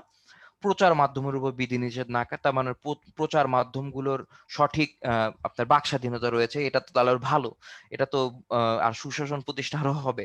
তারপর হচ্ছে বিকেন্দ্রীকৃত স্থানীয় সরকার ব্যবস্থা, এটা তো আরো ভালো, কারণ স্থানীয় সরকার ব্যবস্থার সাথে আমরা আরো বেশি ক্ষমতা দিচ্ছি যেন তারা নিজেরা ভালো মতো কাজ করতে পারে, কেন্দ্রীয়করণ করার চেষ্টা করতেছি না। তো এটাও আসলে সুশাসন প্রতিষ্ঠার ক্ষেত্রে মানে হেল্প করবে আরো। সো আসলে নেগেটিভ টার্ম একটাই আছে, বেশিরভাগ মানুষ অভাব অরণ্য থাকা। এটার আরেকটু ভালোভাবে যদি আমরা বলি, ধরে নিই কোনো একজন মানুষ আইন অমান্য করলো, আইন অমান্য করলো, এখন তার উপর যদি কোনো আমরা, তাহলে কি হবে? আইন অমান্য করলো, তার উপর জরিমানা ধার্য হবে, জরিমানা ধার্য হবে। এখন এটা কিন্তু সবার পক্ষে পরিশোধ করা নাও যেতে পারে, হ্যাঁ সবার পক্ষে পরিশোধ নাও করা যেতে পারে।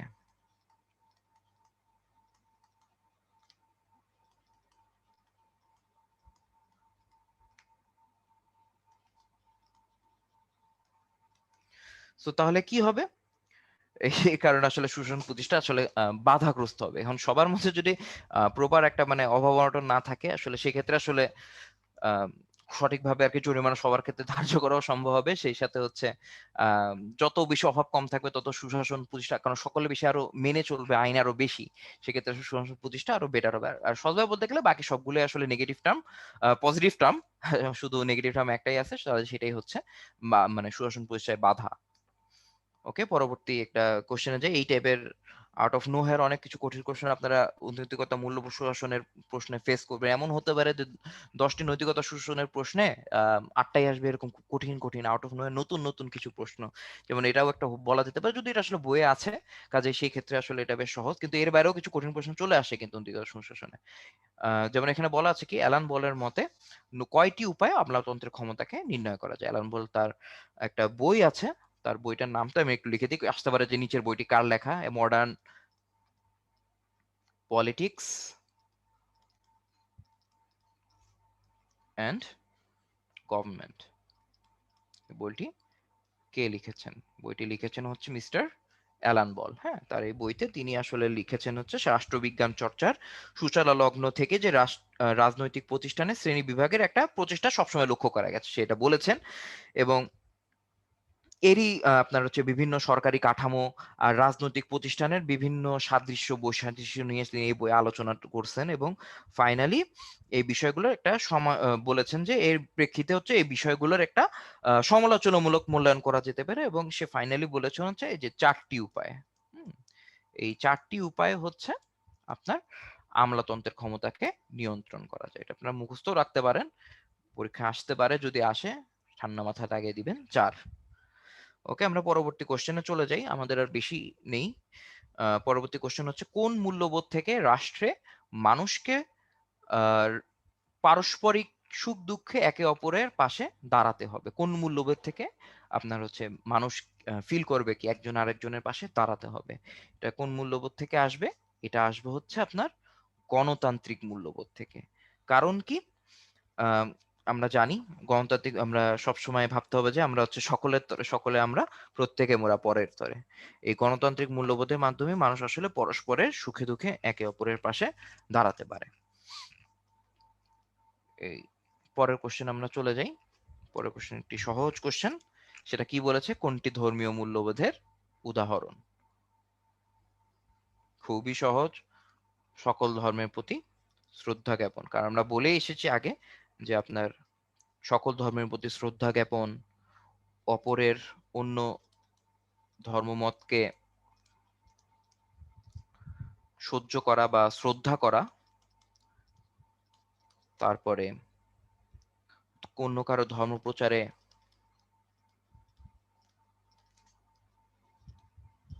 বাধা না দেয়া, তারপরে একই সাথে সকলকে সমান সুযোগ, কোনো ধর্মকে নির্দিষ্ট কোনো ধর্মকে সুযোগ